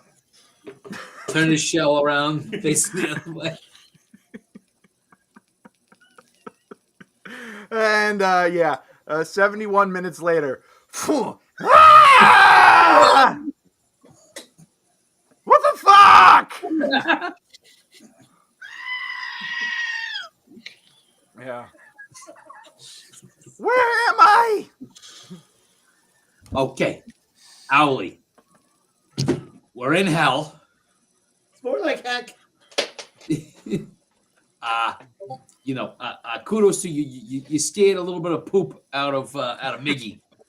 You're looking kind of extra dangerous. Yeah. You see, yeah. You want to see what you're looking like at the moment? No, I already know I look fly as fuck. That's what I do. All right, That's excellent. what I do. Yes. Brought to you by HelloFresh. Yeah. No, we're not. No, don't associate that with the sponsor, please. Yeah. So, Owlie, so you want the good news or the bad news? Yeah. You want the Brought good to you news by or the Fun bad Familiar. news? Yeah. Bad. What? Yeah, what's the bad news? It can't be that bad, huh? Okay, bad news is we're in hell. We're not 100% sure we know how to get out. Okay. It's good news. Good news is I got a dope new spell that's gonna make you just crazy at parties and on the battlefield. It's gonna be great. You're gonna be just dropping bodies left and right for those who want to mess with the family. It's gonna be great. Mm-hmm. Tiny Tony's gonna be really jealous. Well, they call me Scabby for a reason. Yeah. Oh, yeah. Yeah. See. But I'm not gonna lie to you, because we're always straight with each other. It's we might have a tough road ahead. But it's gonna make for some great stories. Why do you always say that? When you know we're dead. We're still alive right now. We've lived through worse shit than this, eh? Somehow I wish I was in somebody else's employ right now. I mean, the You know threads what? are nice. The threads are nice, but you didn't have to get me perforated just to get the suit upgrade here. That's part of the rules of the road. Sometimes I tried. You got ducked behind the shield, buddy. Got ducked behind the shield. What do we always say? Yeah. How many things you trying to cram behind that shield there, huh? How big is that shield? You could talk about Miggy Sky Daddy, but the Sky Daddy with the dice upstairs is going to tell you how big the shield actually is. So ain't nobody safe. I'm just saying. When you're a big 6'6" turtle, yeah, you got a big big shield. All right. Well, you now have your you now have your tiny army back. And Al Capone certainly has an attitude. You actually look, and he does have a scar across his beak. Now, oh, that looks nice. Yeah. It's a stripe with the goes with the suit. You know? Yeah. Yeah. Beautiful. Yeah, see? So Wait, are his big eyebrows like flame? yes. Yep. And his eyes glow with an unnatural red, just like All you right, know, definitely not. This is not a bird to fuck with. Love it. So yeah.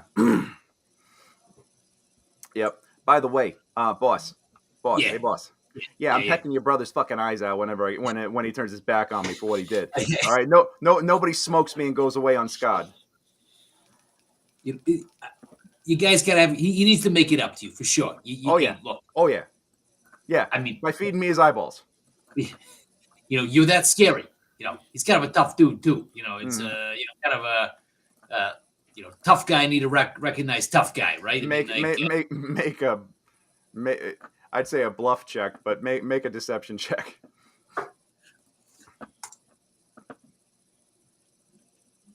6. Yeah, boss. Yeah. I got you. I see you. Okay. I'll leave him alone. Crack shell. I know. Yeah. So, at this point, the time has gone by. Now that you've had to cast 2 Find Familiars and a couple of other assorted spells, you guys realize that now's a good time to wake everybody else up, and you're kind of back at it at this point.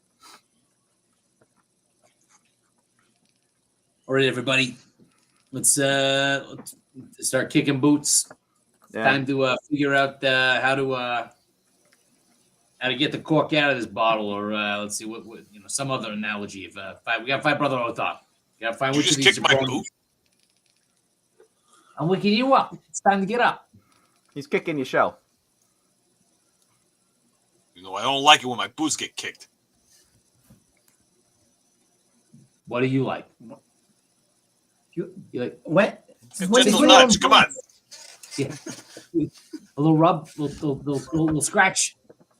Hey, your shell gets itchy. That place you can't reach. Yeah. You know the one. Yeah.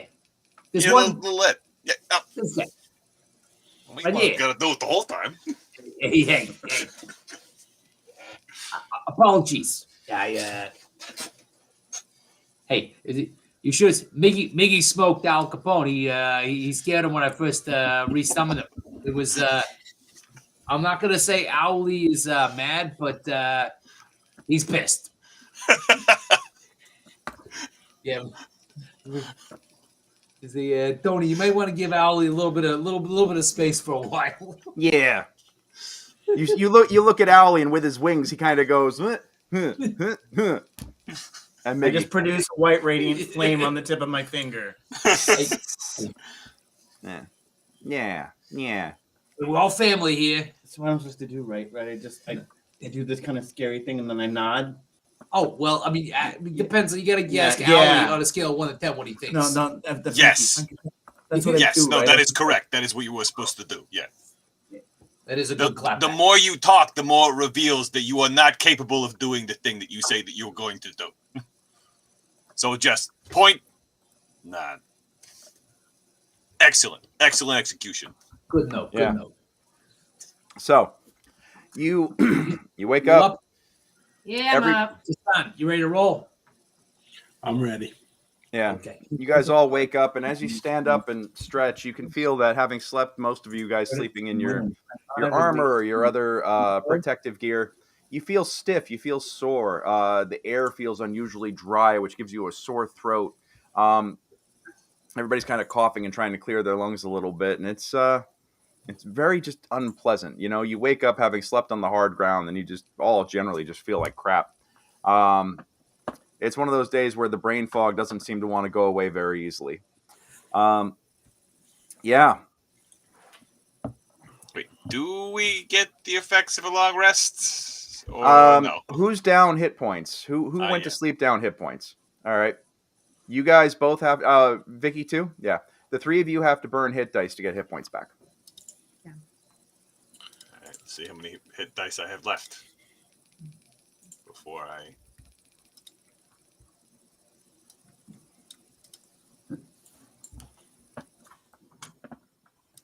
You otherwise Where in the world is that have all in of the that? effects of a long rest, but you guys should each have. You're all level 5, right? You should all at least have 5 hit dice. Oh, I got 2 left. So Okay. I am now level 6. Oh, somebody's fancy. Yeah. So Damn. let's see. Possibly even schmancy. Yeah, I'm not fancy. I'm a schmancer. Nah, man. So I get all the effects of a long rest except for HP return, and then I use hit dice for that. Yeah. Correct. Okay. Cool. Yep. That means I still got 2 hit dice to burn because you get 2 back on a long rest. Yep. Hooray! All right. So yeah, it definitely feels like this is a more hostile terrain in that regard. Do we recover our exhaustion too? Yeah. Give me a con save, Casan. 22. Jesus, 22. Yeah, you've shrugged it off. Nice. Where do you access your hit dice to roll them? In the under short rest. I'm having a hard time figuring it out too. Short rest. There it is. All right.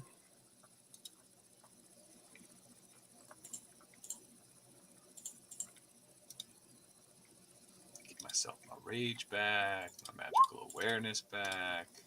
I think that's all the things.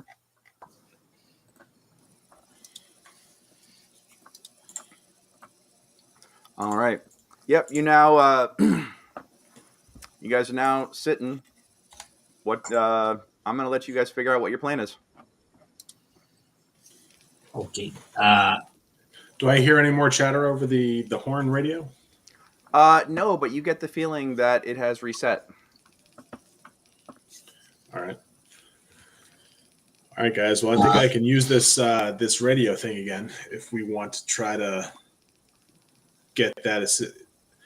I heard them last night. It was very choppy, but they were having a hard time locating us. So if we're kind of at a loss for where we're going to go, I can try reaching out again and give them a clearer idea of where we are. They come pick us up, and then we see what's what. The little walkie-talkie thing is with the devils, right? It's with the order side of things. Yeah. Okay, gotcha. Yeah, I mean, would that be would it be Arcana or History for knowing anything in terms of where? I'm gonna try to pull out a compass and see if it works at all or any sort of thing in that regard, whether it's directional and if you pull out the compass and it's just spinning. Gotcha. Would it be Arcane or History in terms of knowing? Yeah, I give it to you. To knowing anything about whether in hell, whether there's a particular area or direction or anything that the devils versus the demons live in. Well, you know that the actually give me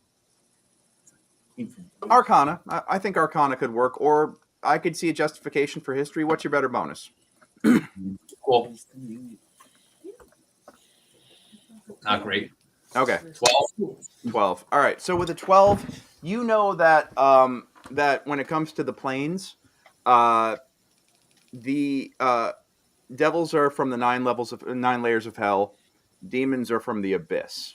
And that you've heard of an eternal conflict between devils and demons that has been taking place on the first level, the first layer of hell called Avernus. And that seems to be where you guys are at right now. Yeah, the demons have been invading hell for years, trying to take it and assimilate it and drag it down into the abyss. Okay. Yeah. I relay that to the team, basically say, so I guess the devil should be kind of all over the place here, since this would be like kind of their home. Well, court. you also know that there are 9 layers of hell. Yeah. This is only layer 1. Yeah. Yeah. But this isn't home to the demons. No. This is the devils. Dig down. They're the invading source. Or they're the invading force, yeah. I don't. I mean, Casan. I mean, unless anyone. I mean, seeing whether you can chat with these guys. I didn't bring a shovel. I mean, what do we think? I can send a one-way message for the day. Yeah. And if that's what we want to do. Because this is your patrons, people, right? So like, they're not gonna. Yeah. We're not gonna just have to fight these guys. No. Once we explain that we defended ourselves from the mortar team trying to blast us into oblivion, yeah, I think it'll be.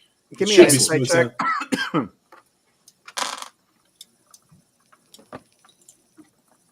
Yeah, this sounds like a great plan. Explaining yourself sincerely.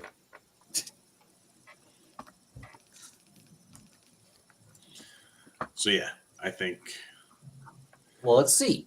Yeah. And apparently, one of their leaders is my patron. That's kind of what I'm banking on, us having a decent interaction as opposed to a fight to the death. Sounds good to me. Any other ideas? No. Yeah, I mean, otherwise we're just kind of wandering around. We don't know what we're gonna bump I don't into. want to wander. I Yeah. don't like wandering, and I don't like lines. Yeah, Vicki don't like no line. I have to like tie ropes to each other to make sure there's weird like space down here. I got rope. All right. Yeah. I mean, Casan, you want to send your message? All right. If yeah, I will do so. And am I limited to a certain number of words, or just whatever I want to say? It's one send, and I'm gonna give it a shot. Go on ahead and just like you're not quite sure how message works normally, so. Yeah. And do I hear any chatter over this thing while I'm? No, but you figuring out don't what hear I'm gonna any say? static right now. Okay. All right. Well, I will activate it. Well, actually, before I activate it, let's take a look around outside the cave to see if we can kind of give some good detail on the actual location that we're at to convey. I think that'd be good. Okay. Good idea. Go out and give me a round of perception checks.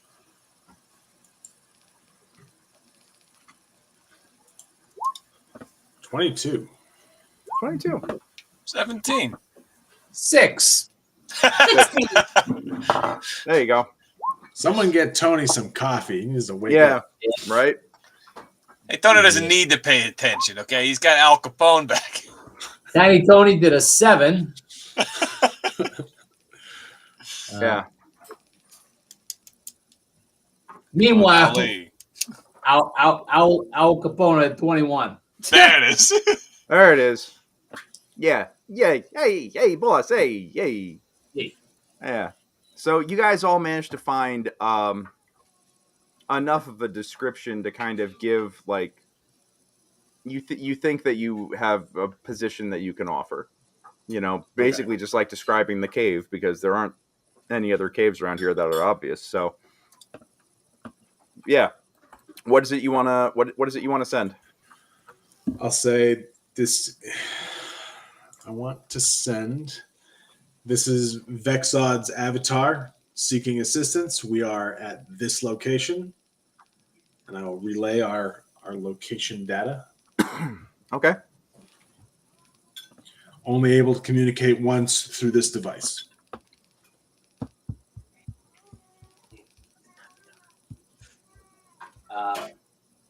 It's like the all right. guy, like the representative. Kind of a big deal. I know Casan is a big deal. Hold position, sending team. All right, they responded back. They're sending a team.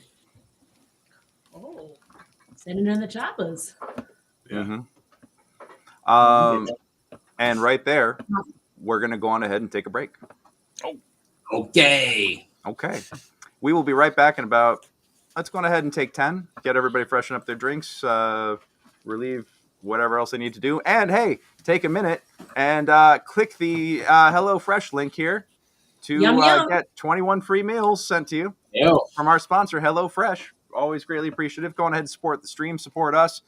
First time it counts right there. You can use my link and the code, or actually even just sign up at that link right there and you'll be good to go. Or use the code right here. Bada boom, POGHF 65453. Or how did you pronounce it, Anton? Yeah, exactly. Oh, sorry, I put too much F in there and should have been more PH. Got it. So yeah, go ahead and use those. Take a minute, sign up, and yeah, give us some support. Thank you all so much, and we will be back in a few minutes. Thank you, 10. All right, thank you, 10.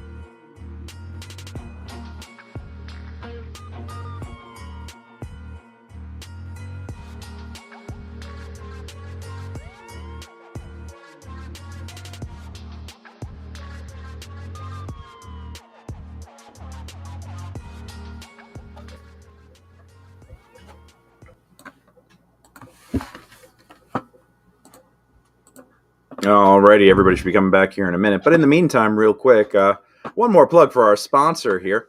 You know, HelloFresh would come in handy in a moment right now where my wife just came home and she asked me to thaw out some meat for her so she can make a nice chicken salad when she got home. And I didn't realize that I thawed out ground chicken instead of chicken breasts by accident because they looked identical in the packaging.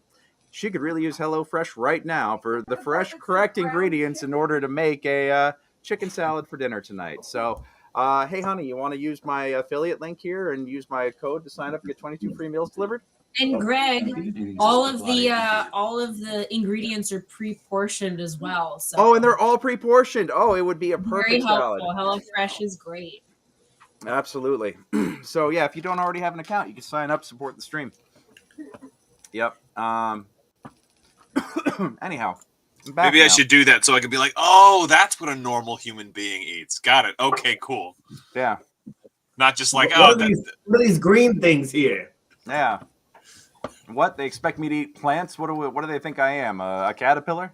Hey, I'm still mad that one serving of Oreos is 2 Oreos. That's nonsense. Who eats 2 Oreos? Who only eats 2? I know. So, but if HelloFresh sent me 2 such Oreos, I'd be like, oh, that's really what a normal human being eats. Now I know. Yeah. How about the portion? What a portion of cheese is? Yeah, right. You know, the what is it? You name 1 inch cube. Yeah. Well, anyhow, coming back into session here.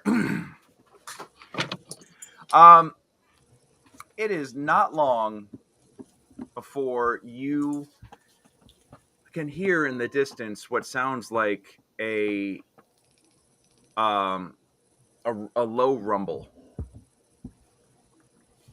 And if you look out in the direction that it's coming from, you see what looks to be dust being kicked up, like a dust cloud, coming towards you. Can I see if I got a really not so good feeling about this? Yeah, sure. Go ahead. In an abundance of caution, I am going to summon a healing Eldritch Cannon and just stop popping temp HPs. Okay. Well, Anton, you know, you've with a 14 insight, you've always been one to believe the old saying that you don't ever invite trouble into your house, but there is something deep down inside of you that says, this is not great because you're literally in hell and you've just invited a whole bunch of devils to your current position.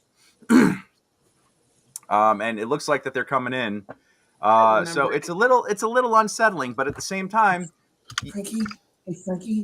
Frankie, I got a real bad feeling. I think we should go bury ourselves in the sand over there and then watch to see what they do to the cave to make sure they don't immediately shoot mortars at us or nothing. Okay.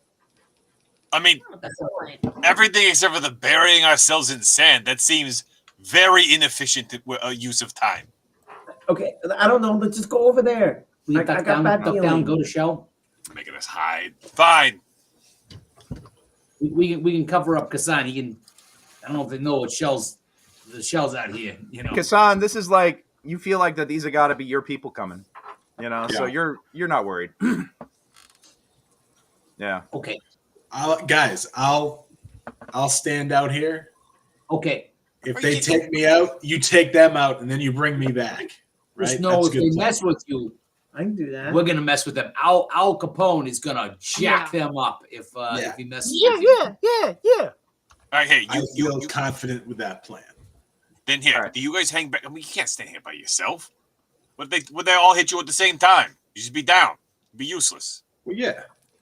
But you guys can bring me back up. But then you guys have the advantage because then you understand what's going on and you can act, proportionally. As long as he's only been dead for a minute, I can totally bring him back. Yeah, we'll really? spread a little bit. You do that? On that first roll, everyone now has 10 temp HPs. Thank you very much, sir. All right. Well, before you know it,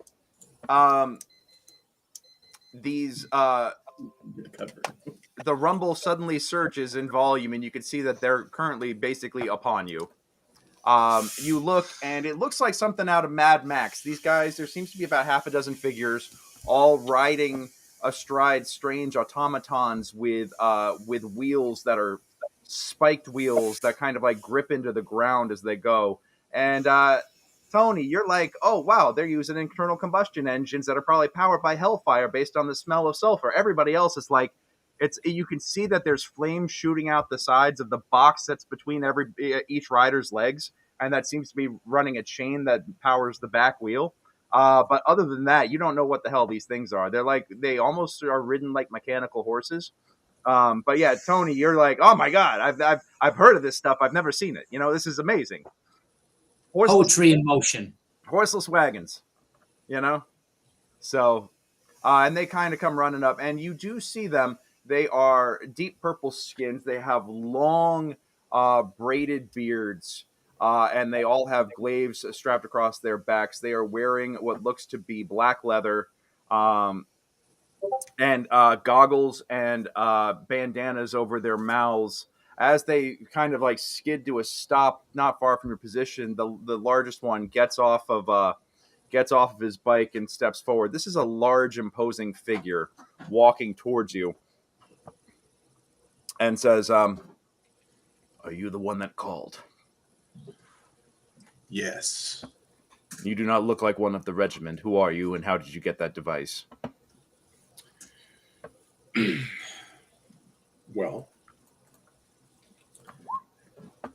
we came here through a portal trying to save an individual. Once we were on this side, we were engaged by one of your mortar teams who were fighting against some chaos entities from the abyss. There was some combat, casualties all around. I retrieved this from one of your fallen comrades, and I recognized that their accoutrement matched mine after I met my patron Vexod, and he commanded me to help them kill the chaos guys. And I thought it would be prudent to communicate to y'all and bring you here and hopefully get us some assistance in finding who we need to find and then getting out of here and maybe, putting a few in the back of the head of some more chaos jerks, right? Because we don't like them. What happened to the fire team?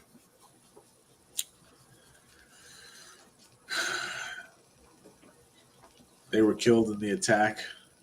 We were all fighting. There was a lot of confusion, and unfortunately, there was some friendly fire because of that confusion. So you slew the fire team, and now you're calling us for help. I wouldn't say we slew them as much as saying that we defended ourselves from their mortars. We tried to talk them down, but they were just kind of intent on blasting us into nothingness. And since Vexod told me to help kill some abyss entities, obviously we had to defend ourselves. It's regrettable that would happen, but it was not with... The leader puts a hand up and says, I think we have an understanding of what occurred here. He looks at his associates and says, we should bring them back to the CO in the field office and let him handle this. And they all kind of nod.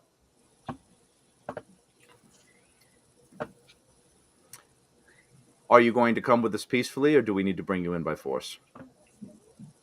You can either be our guests or our prisoners. Which would you prefer? To be the guests. We don't, we're not looking to cause any more trouble within your ranks. Good. And you called yourself the Avatar of Vexod. Yeah, from the prime material plane, I charge the batteries, as it were, with souls. He kind of snickers. He looks like you don't look much like an avatar. I should have to. I would hate for his real avatar to hear that. But come with us. If it's a get up upgrade, my measurements are 53, 38, 41. Very well. Yeah. Hop on. Hey, what was that? All right, I'll go back and watch that later, and then just bemoan the fact that we probably just lost the sponsorship, but that's besides the point. Dave, good to see you. Thank you for joining us, bud. Happy to have you here joining us tonight. Thank you. And in the meantime, anybody watching on Twitch, HelloFresh. Yeah, please get HelloFresh. Anybody who's watching on Twitch tonight, check out our HelloFresh code. We've been sponsored for this episode and next. So, yeah, 5338 and what? Oh God, we're not going there. All right. Anyhow, the leader of these this squad that has come to meet you says, you will each ride on the back of one of our mobile units here. You will be safe. Excellent. If I might request, do you have like an engineer amongst you? These machines are fascinating. If you got an engineer, just love to chat with them on the ride back. Back at headquarters. Excellent. Yeah, he kind of sighs and just like, yeah. No. So you each, yeah. So they all wait for you to mount up in the rear positions on the backs of these bikes. All right. All right. Jump on. Yeah. Rear position. Let's go. How big This are these seems guys awesome. compared to us? Like, what's their height? Like, are they? I mean, these are big, beefy dudes. These are shock troops. These are the guys they send in. This is like the equivalent of Devil Marines. I'm just curious if these guys are like, because we're pretty big. We're pretty big in Monkey. Well, you're not. I mean, but they, Frankie, Vicki, myself. What? How tall are you? You guys, they're roughly about the same in stature. Okay, gotcha. Yeah. Yep. And they don't have the same limitations that you guys do with fighting in this plane of existence. So, and actually, by the way, Casan, you didn't realize it at first, but they were actually communicating with you telepathically. Yeah. But you were each beamed instructions in your heads to come and ride along. But Casan, you were pretty much the only one who got the offer of prisoner versus guest. Gotcha. Yeah. But I assume since I was unaware of it being telepathically, everyone was just watching me like answer questions they didn't hear asked. Yeah, exactly. All right.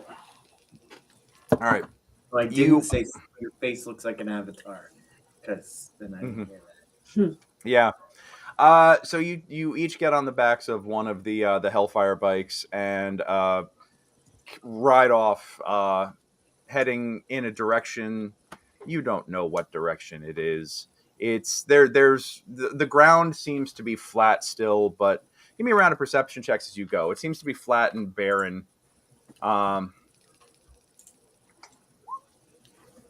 Critical 23. Okay, Casan.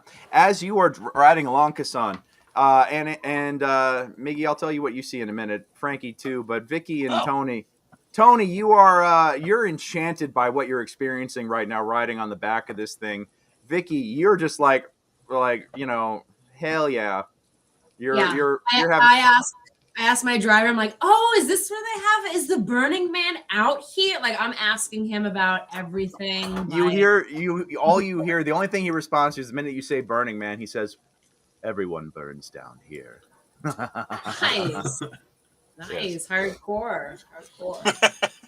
And he just kind of gives you a look like, the fuck? He's like, when you die, I'll see you real soon. Yeah. He stops, tilts his head, clearly intrigued. Yeah. Anyhow. Yeah, you guys all just are zipping along here. And Casan, as you are looking about, you see looking about the barren landscape, you see flashes, images almost as of trees, of water, of at one point you see what looks to be a house of pleasure, just kind of standing alone off in the distance. And just as soon as you see them, they almost fade from existence. It's kind of fascinating that everything that you see seems to be associated with some sort of vice, a temptation. It's almost like a paradise here, and then it fades away. Is it like, am I glimpsing at other planes where sins are taking place that's going to lead people to here? No, give me an insight check. Insight. 15. 15. No, these seem to be real here. These things that you're seeing, they seem to be real here, and then they like almost fade in and out of existence. But they seem to be like according to your eyes, actually here. This is not. Yeah, and I mean, you're riding with a couple of guys. They might be able to give you some answers. Yeah, I was gonna say, I'm gonna ask whoever I'm riding with, like, what am I seeing over here? This stuff is appearing and disappearing. You are seeing the glory that once was Avernus. This was a plane of temptation that would lead individuals to compromise their souls to go further into the depths of the hells. They would find the temptation of their choice, and that would determine where they wound up. Sadly, our incredibly efficient operation here has been disrupted due to the destruction and chaos wrought by the demons. So now this is an eternal battlefield. What you witness is ghosts of the past. I see. How's that battle going? Stalemate. We are able to keep them constrained to here. They have not been able to reach the lower levels, but we are not able to seal the various portals. I'm surprised your patron hadn't had you better informed if you're their avatar. I agree with you, and perhaps you could put in a good word for me. I come from a long line of avatars of Vexod, and he's been radio silent to us, but apparently we send him power. You keep using that word, and I don't think it means what you think it means. Maybe at least not. In relation to your own position. Hey. Vexod is not one to be trifled with, but he is also not the one that is in control here, so you best watch yourself. All right. Well, all right. Hierarchically, where does he fit in? Actually, give me a Arcana check. That's definitely my best check. Yep. 3. Yeah. You're kind of surprised. You're kind of surprised to hear that your guy isn't like daddy around here, and it's a little concerning because you thought that you were like Vexod could have been the devil himself, like the actual one himself, for all you knew, and he was the one in charge. And he certainly looked the part. Well, you're suddenly getting the impression that that shit's a lot more complicated down here than you ever knew. Yeah. So, yeah. Sound effect is the fire of hell. Yes, my wife cooking the stir fry over here is making it sound like the fires of hell just for you all. So hold on a second. Turn it up. Turn it up all the way up. There you go. Yeah. Sizzle, sizzle, pop, pop. Anyway, so Sorry. it's fine. Cook dinner, baby. It's okay. Yeah. So, what's at stake if you were to lose to these abyss dwellers and they took over? What are the consequences of that? You really aren't from around here, are you? Definitely not. Definitely not.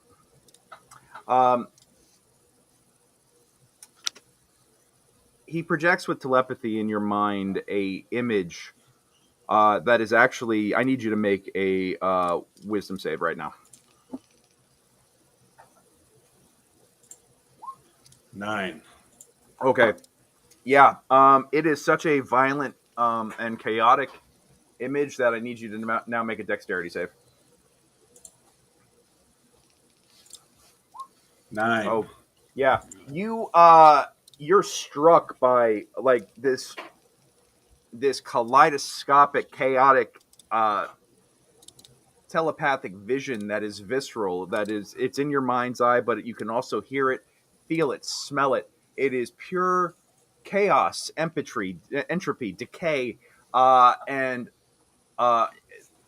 there is no more order left in the negative planes of the universe. And yeah, it literally is so violent it kicks you out of the stream for a minute. Yeah.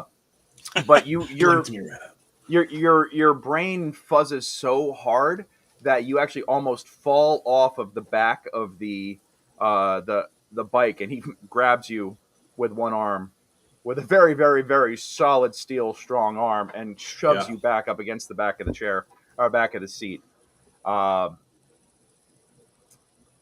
is more than your fragile mind can understand. But let's just say it's bad. Bro, I'm gonna grab his arm. What do you bench? 666. You?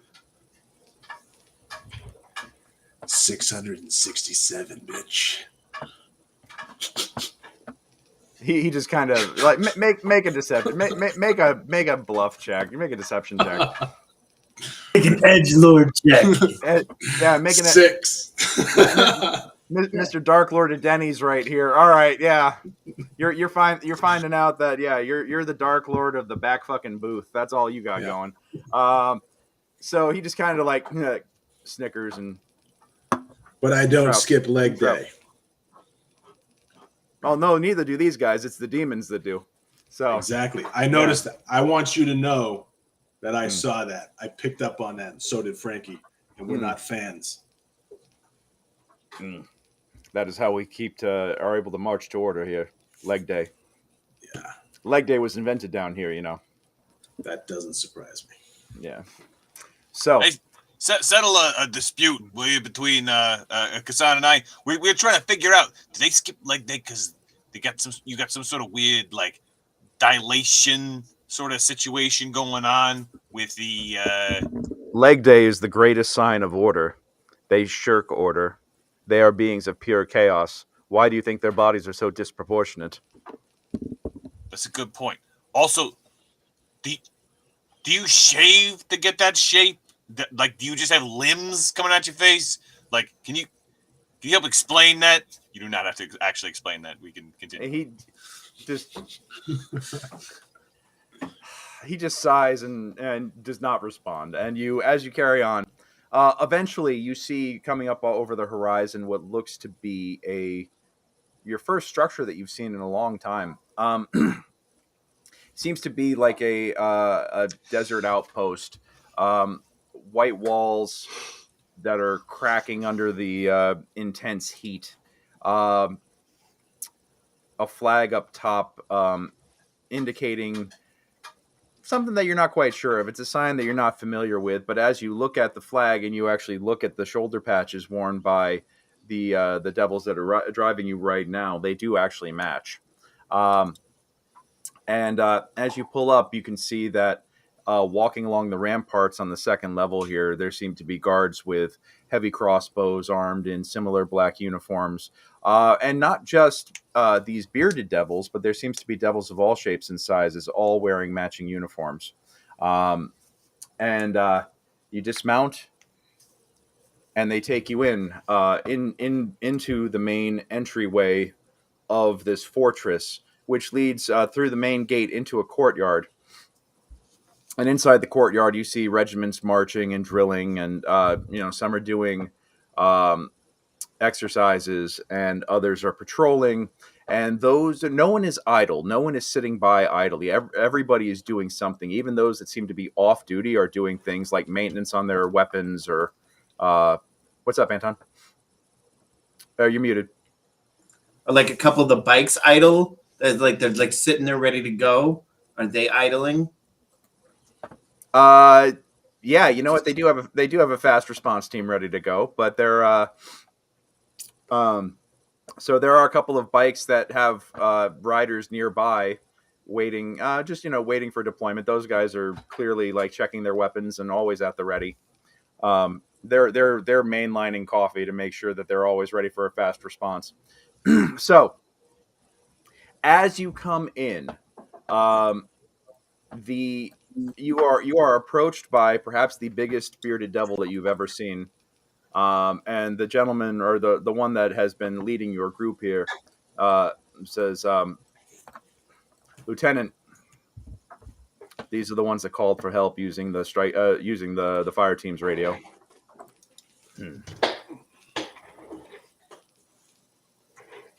You are not from around these parts. Accurate. We'll take you to the CO. This is above my pay grade. And at this point, he says, "Follow me." Takes you into the main structure.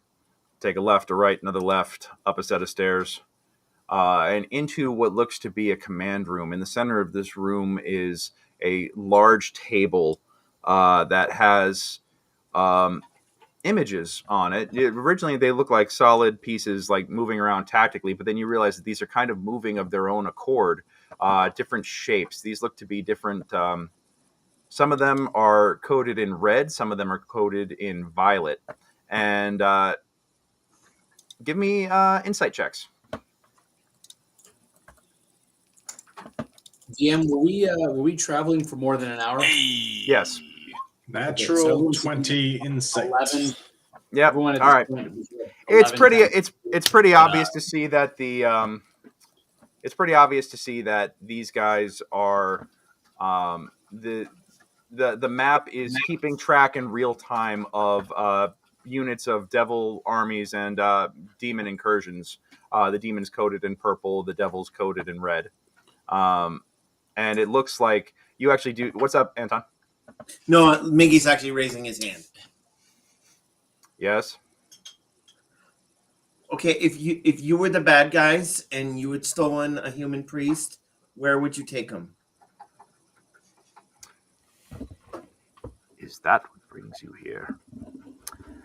Looking up, you see the voice that speaks to you is a devil of a different kind. This is a bone devil, very much like the ones that you fought on the surface before you went into this. This one, however, is wearing a uniform that indicates that this is probably the ranking officer of this location. You don't know what the different ranks are here. You don't know what the hierarchy looks like in terms of a devil military, but this guy's got the biggest salad on his chest, so it's like clearly this is the high muck-a-muck for either this shift or this location. Is that what brought you down here?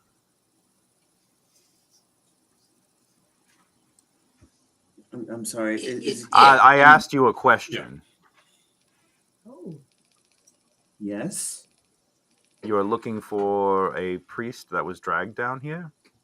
Yeah, priest of Saint Yig. He used to be my boss before. Oh, he's probably dead. Yeah, I know, but if he's not, I'm trying to bring him back because it's the right thing to do. Even though I'm not a priest of Yig anymore. Also, he's kind of a dick. Yeah, I mean he's a dick, but it's a thing of like, hey, Certified. He was taking property.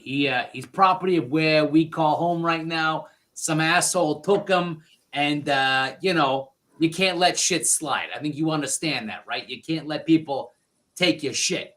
And this guy might have been a piece of shit, but he's our shit. So, Well said. Well said. Yeah. Make a persuasion check.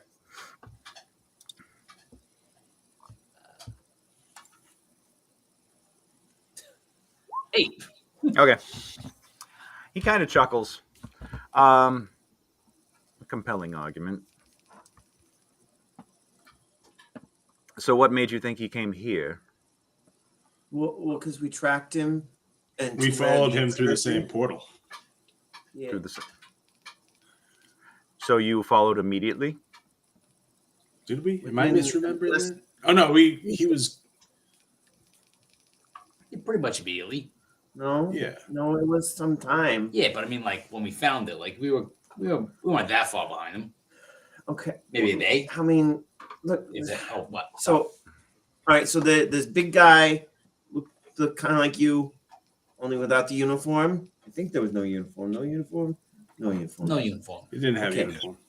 Anyway, he comes out and he starts all getting all incursion-y. Incursion? Am I using the right Yeah, I word? think so. Yeah. That works. He gets all incursion-y, and then he's like, where's Brother Oath? Where's Brother Othar? And he's like, die.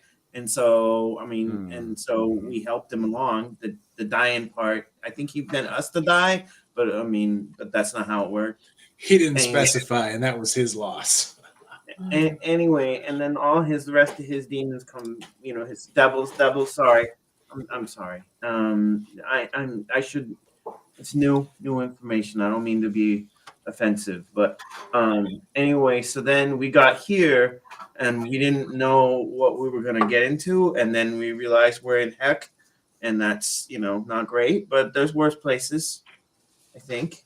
Absolutely. There's this club over. You go past the shore, Oh my past god! the And there's a Ferris wheel. line. Oh my god! And then we get to the front of the line, and then Vicki won't let me go in. This 'Cause is I was actually great. An embarrassment. Oh, sorry. Ooh, this is actually quite nice, for being like I hell think or we're getting- whatever. It's nice.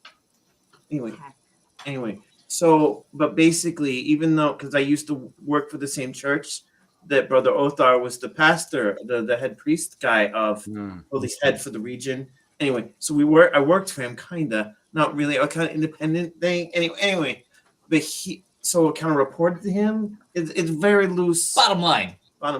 Somebody took him.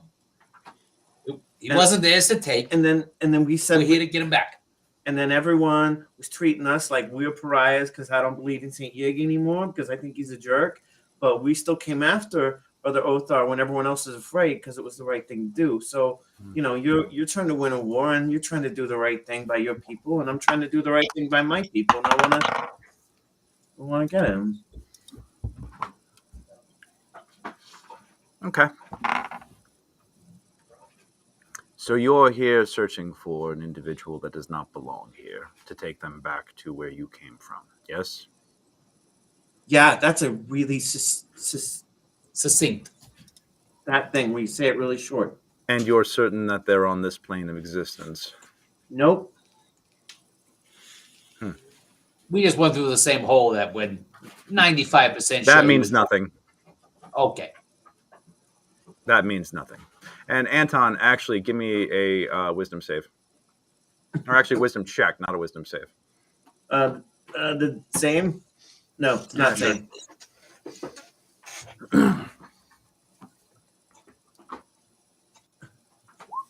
Yeah, nothing you've seen here looks anything like what you saw in your vision of where he wound up. Yeah. And everything that you've seen here seems to be pretty uniform. Mm-hmm. So this isn't. So I had a vision, and this wasn't like the vision. So maybe not. Is it all? Is this whole? Is this whole level of hell? This like this? Well, this is a battlefield for the fate of existence, and yes, the whole place has been carpet bombed to fucking back numerous times. Oh. What is that really far? What did you? Yeah, it's pretty far. What did you see? Maybe describe what you saw. Maybe Okay, so we may need a shovel because we may need to go deeper because. Yeah, but just tell them what you saw. Not how that works. You don't literally dig to the next layer of hell. Was anyone ever tried? Yes, the demons have. Oh, and okay. we encourage this as a matter of fact because it makes it very easy for us to drop loads of dirt on them. Yeah, that. But tell them what you saw. Tell them what you saw. I tell them what I saw. Okay. Like the castle thingy. The ebon stone and. Yeah. Interesting. And what was this individual's name? His brother Othar. I don't know his first name. Othar was his first name. Yeah. But and brother Othar, that's just, I don't know what his family name was. I mean, he told me, but I forgot. That name means nothing to me. But well, see, he's a priest from the village we were just at. But perhaps it could mean something to me. Stepping out of the shadows is another figure that has been quietly listening. This one does not wear a uniform. Matter of fact, this one wears very nicely well-tailored robes, has finely polished horns, and looks very much like the traditional image of Satan. Were you just standing there the whole time waiting for a good line to come in on? Because that is great, and I want to give you credit for it. Wait. Does this guy have the same creepy energy as the advisor to the Viscount? This guy's not a simp like the Viscount, like the advisor is. Yeah. Oh, Yeah. so he's just like the kind of creepy. No. This guy has just been standing there very quietly. You barely noticed him when you came in, but he clearly I mean, if you're talking hierarchy, he clearly outranks everybody else in the room. You don't know by how much, but he's also not someone who's fighting on these front lines, hence there's no uniform. But his posture, his presence, his accoutrement all radiate power. Oh, so he's like a nobleman. Yeah, you would get the impression that this is a noble of hell. Oh, I'm sorry, Excellency? Lordship? We'll go with that. Okay. So your ex-lordship, So you mean to tell me that you've ventured all the way down here to selflessly rescue an individual that you have declared that you are no longer loyal to them or share their beliefs, but you are here because you believe it is the right thing to do? Yeah, I know. I'm not very smart, so yeah, that sounds right. Interesting. Well, my friend, what is your name? Friend. A very wise individual. I will not take offense to that, because as your brother here was complimenting my choice of dramatic introduction, I'm going to compliment your wisdom for being wise enough to not trust anyone down here. My name's Miguelle. Your name is Miguelle de Tortletoni. My name is Moloch. It is a pleasure to make your acquaintance, sir. And just because we are in hell and you are indeed dealing with devils does not mean we can't be civilized. So you are a guest here in our fortress and our outpost. Hopefully we will be able to conduct business here without there being any sort of violent incursion or interruption. And okay, but if we're going to do that, then I need bread and salt. Bread and salt. The rules of hospitality. Yes, forgive me. Fetch them bread and salt and wine to seal the covenant of safety. You are guests here. As such, you will obey the terms and conditions of guests here. You understand what that means, yes? Yeah, don't do anything to harm you. I don't have to allow myself to be harmed by you. And if someone tries to do you harm, I have to try and assist you in any way that is reasonable to do so. Very good. You are indeed a wise individual. Yes. At this point, a lemur brings in a platter with bread, salt, and wine. Moloch grabs a chalice for himself and toasts you and takes a sip. And now that the head of the household has begun an informal meal here, you are each encouraged to take a sip as well. And he ritually breaks the bread and shares it around, saying, "Welcome, guest." Okay. Eat the bread, take a sip of the wine. Actually, the wine is red. It's very good. It's not Merlot, but it is very good. Yeah, but I don't like wine. Yeah. I will. If anybody can't finish their wine, please let me know. I can help you with that.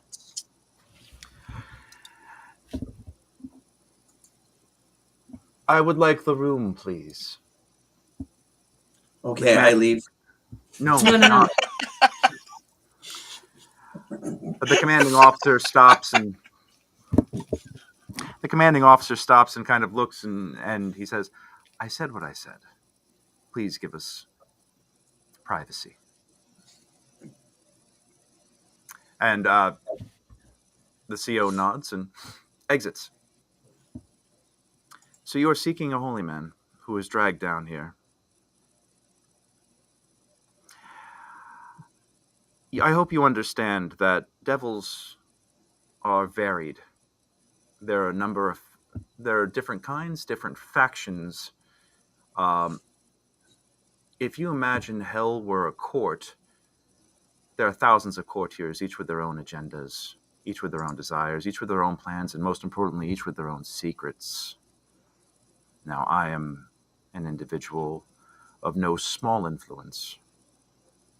I might be able to help you locate who it is that you're missing, but I would have to spend a considerable amount of influence, a considerable amount of effort, and some time. For that, I would need something in return. If you're willing to make a bargain with me, we can help each other out, perhaps.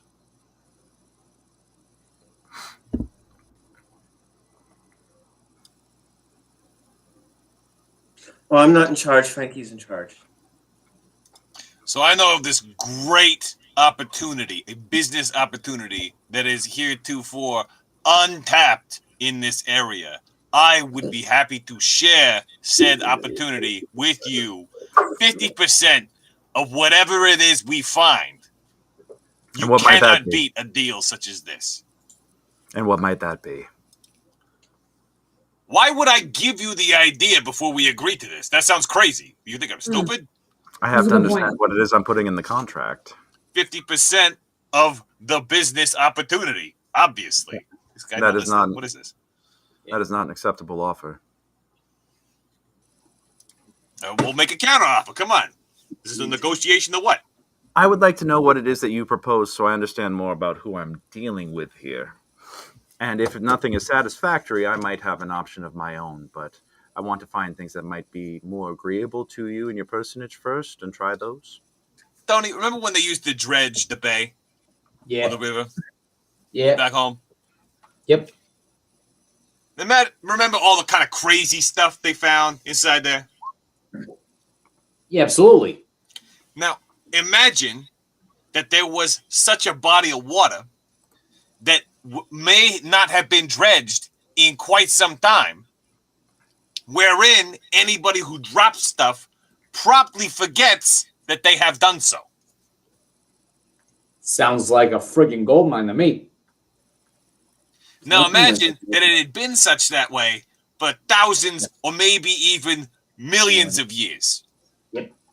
Sounds like a lot of good stuff, right? Are you referring to dredging the river Styx? Yes, we already do that on the regular. Yeah, but not like this. Not like back home. It's a serious dredge. Yeah. Hell ain't got nothing on the Tortletoni shore. Jersey City, have you been there? Have you been to the Jersey Shore? Amazing. They've actually licensed a number of properties and technologies from us, as a matter of fact. They designed that with our assistance. Why do you think it's all shaped in pentagrams? If you look at it... No wonder this place feels so familiar. Yes, yes, indeed, yes. Okay, so then you know what we can do. I know that I have something that you might be able to do for me. I have been tasked with an important... I've been tasked to deliver an important message to the surface, to a particular individual on the surface. I am not certain of what this message entails. It is not within my purview to open this message. All I know is that it is to be delivered to them. Now, I'm a busy man with many things that I must tend to, and if I'm going to add finding a priest that has been dragged down here against their will, let me tell you, there are a number of creatures that have been dragged down here against their will.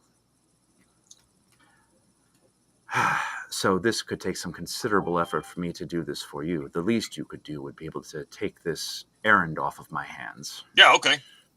I told you could have just cut off it way earlier. You took so long with that. You had to wait for a whole explanation. That's fine. Give me the message.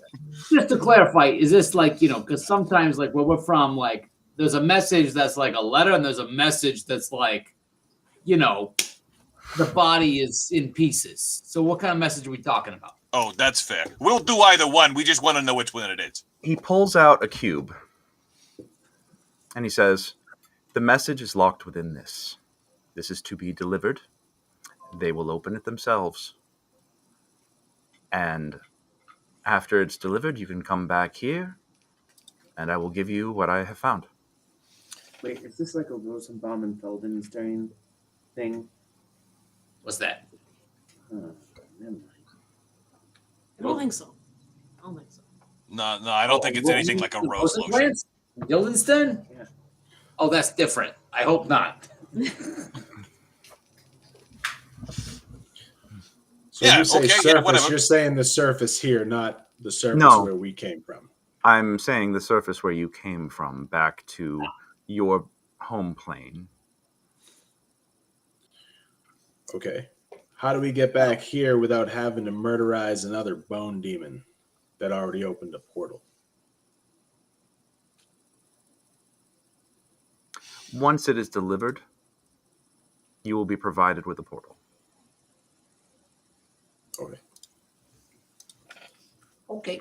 And then just so we're clear, if you find Brother Othar and we're able to collect him, will you hiccup us back up to where we came from?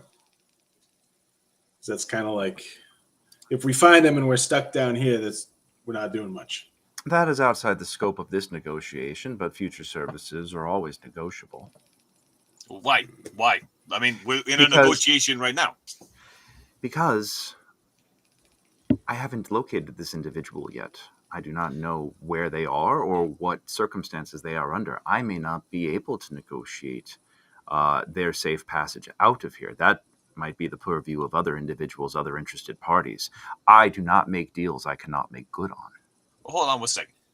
Tony. Frankie. Yeah. Frankie. If we press him too hard, that would be rude. We're guests. Gotcha. So we're gonna do you a favor. You're gonna take a look. We're gonna do this little delivery, but you're gonna look into this for us, and you're gonna have tangible information when we come back. That's the general deal, correct? Hold on here. You have appointed me as one such negotiator here. I need an aside with my counsel here, if you do not mind, Mr. Take all Lord the time Demon you there. need. Okay. All right, guys. Look. Yeah. Right now, he's asking us to do this job, but he says like, do it, and then I'll pay you. But like, shouldn't we get like a half now, half later situation? Tony, you know magic. Isn't there like some way to be able to like cast a spell to find somebody? We even need this guy. This is incredibly accurate. Good call. We should ask for this. Okay, yeah. So like, maybe just at the very least, like just knowing, like a little proof of life, sort of. Yeah. Ooh, that's good. Yeah, I think so. I think we should ask for that. Okay, and Casan, I really like your idea where after we get him, we get that safe passage back, right? Because like if he's over here, he's like, hey, I found him, and he's in a pit of lava. Good luck, and then we all die. Like that's not cool. Yeah. Now I also understand he's saying that if he finds him, he might be captive of another entity that we have to deal with, and he can't just snatch him out there. So maybe we want to just ensure that if we can get Brother Othar free, he'll send us back to where we belong. Okay, I like where you're going with this. What if we take it one step further back? Because I'm thinking in these conditionals, right? So he's like, okay, I got it. We'll lead them into a trap. They get trapped, and then they can't escape from that situation. Right? No. He couldn't. So we're his guests, and so if he made a contract with us that led to our demise, he would lose face, and that would be violation of the guest right. So he wouldn't do that. Now he can lie, and he can make terms that are more favorable to him, but he couldn't make terms that were disastrous to us, because that would just ruin his reputation, and that would be bad. Oh, right. That's what I'm saying, though. See, like, I don't think necessarily he leads us to our death, but we could be captured to be like, oh, you're totally safe. You're safe in this prison cell forever and all eternity, right? Yep. Yeah. So that's what I'm saying. Like, we want safe passage for all of us back with Brother Othar, whether or not we actually retrieve him. So it's up to us to get Brother Othar into whatever location, but we should be able to return one way or another. True. I just don't think having too many conditional guarantees on situations that are fluids are good for the contract either. True. Yeah, but that's down the line. I think you were asking for basically, some sort of half now, half later proof of life. Yeah. Good faith. Yeah. Plus, if we ask for more than what it is we think we're gonna get, then he's probably going to negotiate us down, right? That's like the first rule. Yeah, it's true. So if we just ask, like we do that, and then we'd be like, let's also ask for a lot of money. And then he'd be like, I don't want to give you money. We'd be like, okay, no money, but the rest of the stuff. Yeah. Though I do like money if he wants to give it to us, because it buys a lot of things to build machines. I don't really care about money. That's all right. But yeah, you like the stuff that money buys, like scrolls and ability to help the poor. Oh, yeah, I like doing that. Yeah, yeah. So see, it's useful. Oh, okay. What about this? What about this? Okay, so we ask if he doesn't got that spell, right? What if we ask him for a lot of money as a deposit, right? So we'll take the money with us to go deliver the message. And if he's not good on it, then we can just take that money and buy the scroll, what might have that spell that we need to be able to find him. That's true. I like this. Very good. Okay. I don't remember most of what it is we just said. Tony, you want to just like lay it out for him? Sure. Okay. Now, Miggy, what we got to do is we got to do that thing that we were doing before, right? You look threatening. You just nod. Okay? We can't look threatening, but we can nod. But firm. Yeah, because guess right. Guess right. Good point. Go guess right. Yeah. Okay. All right. Ready? Yeah. Okay. Break. All right. So, good. Yes. So we have conferred. We would like to request a little, in terms of good faith, a little, a little half now, half later sort of situation of if you have the ability, which you seem to be incredibly capable, to scry or by other magical means find out whether or not Brother Othar is still alive, that would be a good faith gesture on your part for us to, be doing what we're doing. If you end up finding out that he ain't alive, etc., well, we can still take this message for you, but because we got to go back. But at this stage, we want to make sure we're not wasting each other's time. And if that is not something that is in your purview or you feel comfortable with, we would be willing to take a certain sum of gold or other valuable objects that we can take back with us to be able to purchase the means by which to assess that for ourselves under the understanding that we would deliver your message.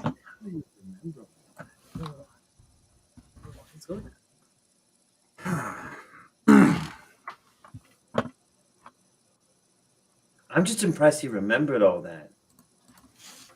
Yeah, that was. I build complicated machines. It's kind of like, it just comes by the wayside. So you're telling me that you wish for the means to scry upon your target so you can locate them better? No, that would be super useful. But what I'm saying is, as we are negotiating here in good faith as friends under the guest right, We're not friends. under guest right, you're correct.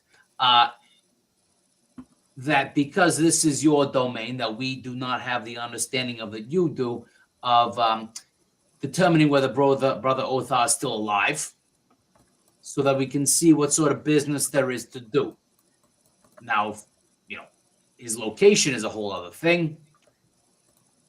That's a whole other negotiation. That wasn't quite what we're talking about, but we're trying to make sure we're not wasting each other's time.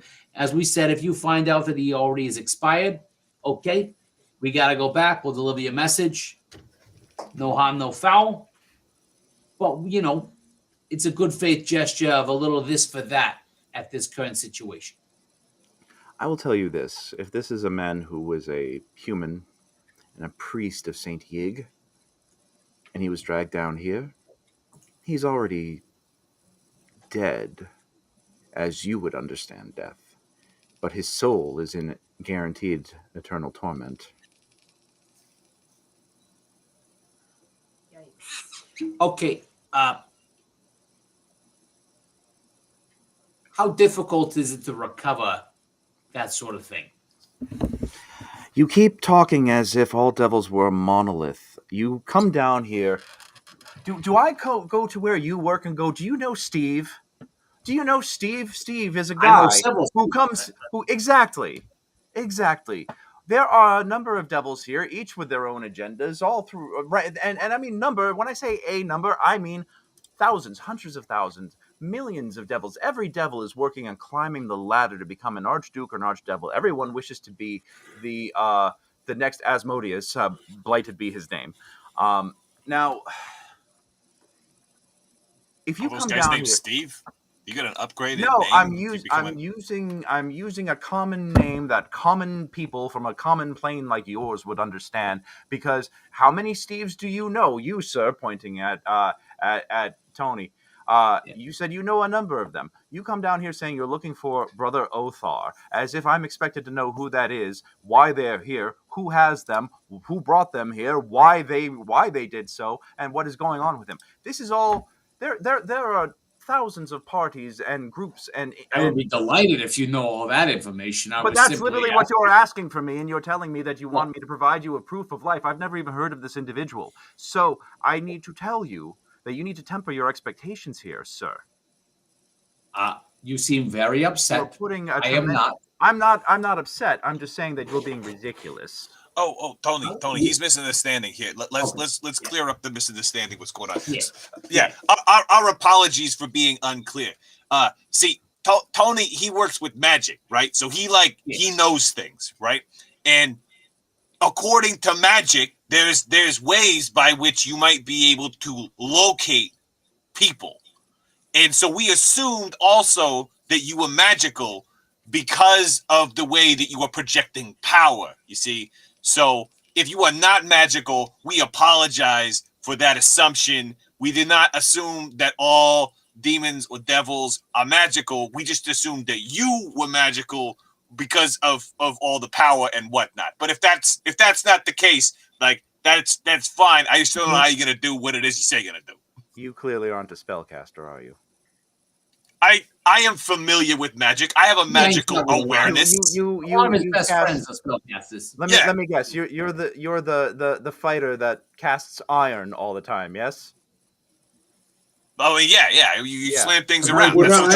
I've seen Frankie get real angry and magic shoots out of him. I mean, sometimes it's also silver. Sometimes it's alloys. Sometimes it's fists and bone. It's quite impressive. I saw him sit on a guy once. Yeah, that was hilarious.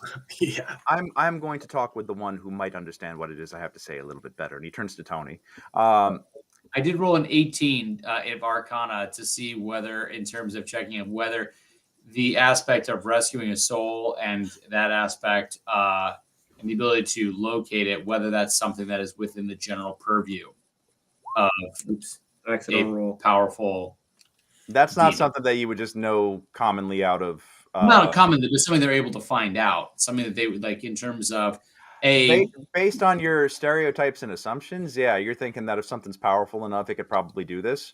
But that's all based on. That's not necessarily based on fact, is what I'm saying.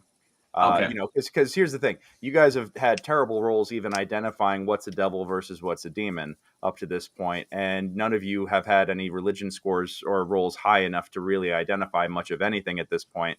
So what you're rolling for, the result seems plausible, but right now your host is explaining to you that this is not a monolith, that the people here that are the individuals that are down here that inhabit this plane are just as myriad and diverse and more importantly separated as individuals from one another down here as they are in the material plane. So therefore, yes, there are magics that can be used to possibly locate the individual that you are seeking.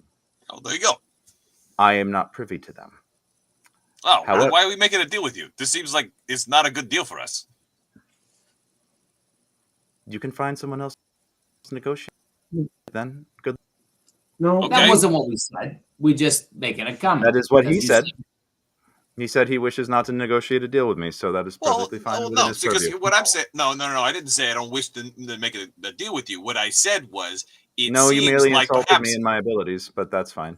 Well, what do you mean? You just told me that you don't have the ability to do what it is that you want, and you also said that you don't want to make a deal about something that you cannot do. So I don't understand what's going on here. There's a lot more to power. There's a lot more to power than just magic. just because I know that I can do something and I'm capable of something doesn't mean I wag my finger and it happens.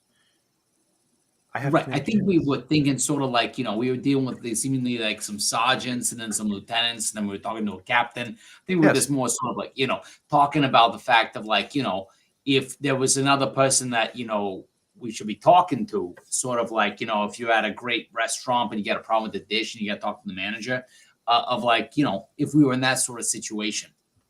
This is a lot more complicated than saying that you're not happy with your meal. Oh, we're not. Or is bread and salt not good enough for you? No, we respect you and respect the bread and salt. We also respect the fact that we were talking about having a straight up conversation. Yes. And as I understand it, down here, the whole thing is, nothing is divulged. So, you've got, if you, behind you in the same way that you were waiting in the wings, if you've got, like your mentor waiting in the wings, but nobody asks to see your mentor, that's on us. That's, that will be, if it happened to come down the line. Are you really trying to be like a Karen right now and speak with my manager? Is that what's going on here? There's a whole special layer just for Karens. I'm telling you. I had a theory on this, and now I can write an excellent treatise on it. It is 100% true. It was more a case of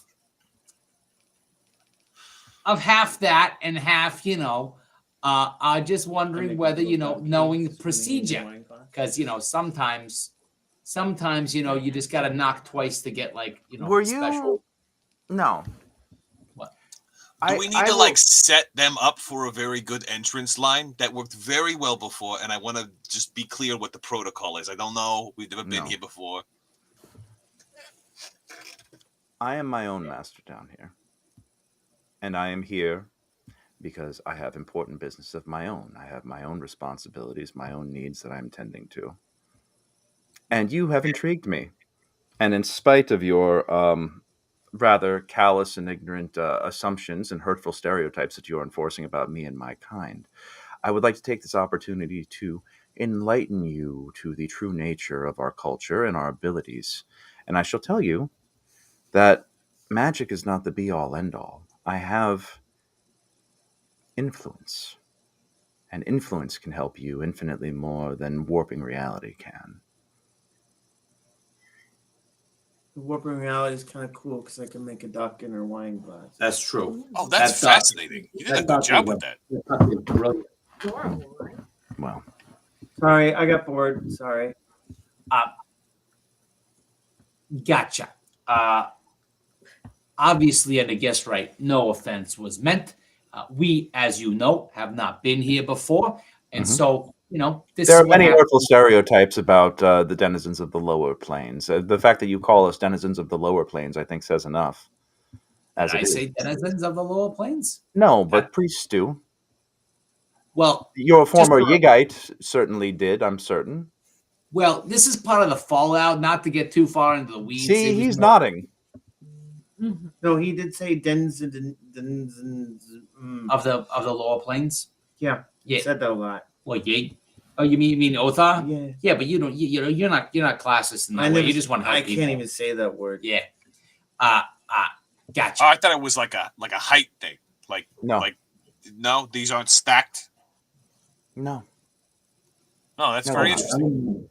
No, so that's some metaphysical stuff that confirms some theories of mine in terms of energy and the ability to separate. So thank you. You have actually just proven a number of theorems that I have been reading papers on for years. So that's just chef's kiss. Thank you so much. You can consider that one free. Your story talks about it all the time. Yeah. Though no one to go through it, no one would take. Well, I do have witnesses, but that's not anyway. Anyway, so we're gonna take this message. Yes. And in return, you're gonna basically put out feelers to see what the situation is with Brother Otha, which is also not that common of a name, which should be helpful. Yes. I have a feeling that I know just who I can talk to that can perhaps get me some information. So, you deliver this cube to the addressed party, and I shall find out the whereabouts of your missing friend, and I shall find out, hopefully, who took them and why. And I shall provide you with that information upon your return after successfully delivering my message. I think that seems like a fair trade. Yes, Okay. and just to clarify that, the message is literally words, not anything other like a harmful thing that's going to hurt somebody. Correct? Because if we basically bring a bomb back to our home space, that's gonna kind of put us. Are you saying that? Are you trying to infer that I'm asking you to put a hit, as the parlance might be, out on this individual? No. I'm just saying I've dealt with fairies in the past, and I learned a lesson. We are not fairies. Oh, you're not, but they are brilliant in terms of their wordcraft. Yes. And so I always ascribe the same specific skills of any group to any group. So we're in negotiation here, as you said. So I'm just being very particular so that we're on an understanding here.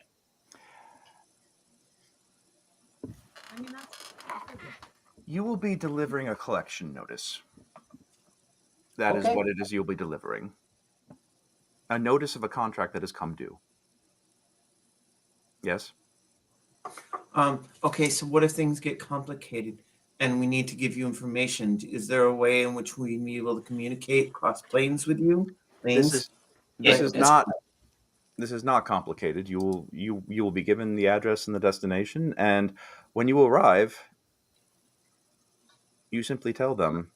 You don't know us very well. Things always get complicated. That's true. People tend to judge us because people don't understand totals very much. I imagine that you understand this as a denizen of another plane. That sometimes people are very judgy when you look a little different. I understand that. And he looks directly at Miggy. You, my friend, with the purest of hearts. I don't think you'll have any problems here. Okay, but should I if I need to get you a message, should I I don't know, scroll it in blood and burn it or something? How do I I don't know. No, I don't know. Your friend with the horned earring can just send a message. Oh, right. So does that work across things? You have what? We are not. We may be devils, but we are not barbarians here. You do not need to be sacrificing animals or shedding blood. We're not savages. I noticed that the other guys can use this whenever they want. Can you tweak this so that I can use it more than once a day for communicating? I don't understand. This is going to be a very simple delivery. You shouldn't need to use it more than once. You shouldn't need to use it at all. This is very straightforward. We just like to make sure we deliver on what we're promising and have the tools we need to, You will not need. Okay. I can tell you this: we're gonna get the job done for you. I just want to point out on behalf of Casan, you say that now, but if we end up running into something where we need to talk a whole bunch of times, you just remember that Casan brought it up. Okay, just laying it out there so that if we have a little dust up in the future about communications, that we raise the point at the beginning of this beautiful potential relationship. I would think that you as a group are more than capable enough to do this without any sort of outside assistance. I would hope so. I don't know everyone. Otherwise, I would be very concerned about your abilities to actually go through on your intentions here and rescue your friend. You need to. I'm certain that you are all very capable. Oh, okay. I mean, we fought and killed the turkey dragon. Don't worry about that. That's true. We did do that. That might scare them. It was incredible what we did. We don't need to be sharing all that with everybody else. It's intimidating to a lot of people. Yeah. Oh, yeah. I don't know why everyone's just making a deal with the devil so bad. It seemed fine. Some of the people we worked with was way worse than this. Oh, that's real true. That's true. I mean, dealing with Brother Othar was more of a pain in the butt. You're right. There are some really hurtful stereotypes out there. They literally say making a deal with the devil is the worst thing you could do. That's true. There was this one guy, a crime lord we did a job for. Man, that guy was ready to stab us in the back. Allegedly did a job for. Okay, let's just be clear here. Allegedly. He tried to stab us in the back, but he forgot he was dumb and he didn't realize we had shells. But yeah. So this wasn't that bad. This person allegedly did not. He was unliked. Now there is no class. That reeks of the disorganization and entropy of the demons. This is why we need devils. We bring order to the universe and we enforce it. Yeah, you got to watch out. You do understand. You do understand that rules lawyers all belong down here. You do understand that, right? That this is where the rules lawyers came from. I don't know what that means. It makes a lot of sense. It saved the OGL, is all I'm saying. That was all our work, you know. Yes. Hey. Yes. I just hope HelloFresh gave them some great meals. Well, yes, we wrote that sponsorship agreement as well, so you know. Impressive. It's going to be great. You'll be fine. But please go ahead and use the code and use the link to sign up for your 21 free meals now. He seems to say to no one in particular. Yes. So, with this, I need you to deliver this box. Simply just deliver this box to the court of the High Observer of El Terrell. Okay. I take the box and I put it in the sack in my sack. Hey, okay. What about a contingency? What contingency? Oh, I mean, you said that you never make a deal if you can't deliver, right? Well, I can't. You're asking for me to cast magic. I don't do magic. No. I do influence. Right. So you said that you would exert your influence. Yes. And you believe that will be able to do that. But you also said that you might not fully be able to understand what could happen in the future. We know that you can't do that. And also, you have expressed some harmful stereotypes about some such barbarians. So, while talking about this and talking about class, please check your privilege. And I want to know, what is the contingency here if you should be unable to deliver on your end of this deal? Well, let me say this. If you deliver the message, then I'm bound to follow through. And that's true. And I cannot rest until it is done. Or otherwise the Modrons would come after me, and no one wants the Modrons to come after them. So if we are in this agreement, I have exceptional amounts of incentive to deliver on my side of the bargain. Now, don't I? Casan was a Modron. Isn't that's like those smelly guys that wouldn't leave Vicki alone at the club. They just kept coming for her. And she kept saying no. No, those are morons. Oh. Sir, Andrew. I think you take it for a headache. That's Motrin. Oh. Yes. Is that what people make a round of Arcana checks? Nope. Nope. That's modems. That's right. That's why I rolled a 17 on Arcana. 17. Arcana, Tony, yeah, you know that he's invoking the plane of law and the beings of pure law who will any broken contract, these guys will go fucking everything up.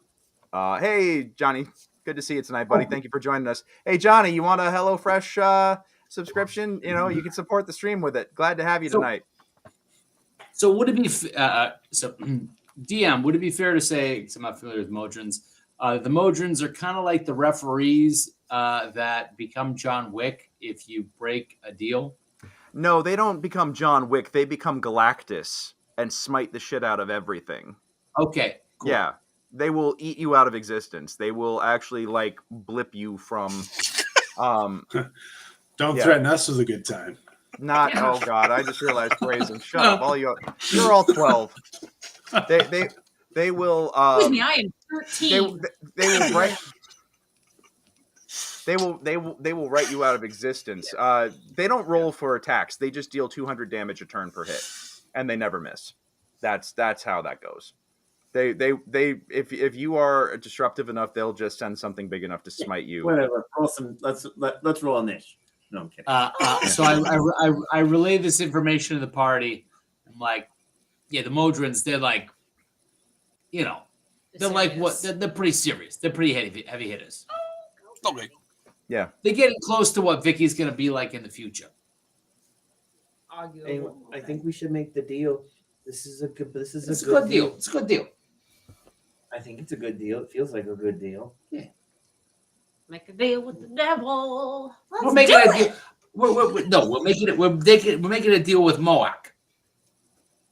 He's not a devil. It's Moak. Okay. Put some respect on his name. Moloch.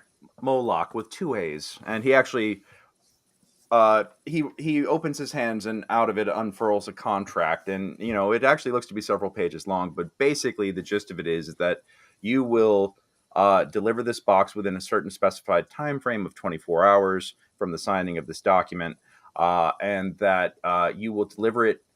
You will go immediately to the material plane. You'll be provided with transportation to the material plane. You will go immediately to the destination with all haste and deliver the message to the High Overseer, specifically the High Overseer, High Observer, pardon me, the High Observer. High Observer Krieg is who you need to deliver this to. But if Krieg is no longer High Observer, then you deliver to whoever is holding the office of High Observer. That's put in like a 24th subsection.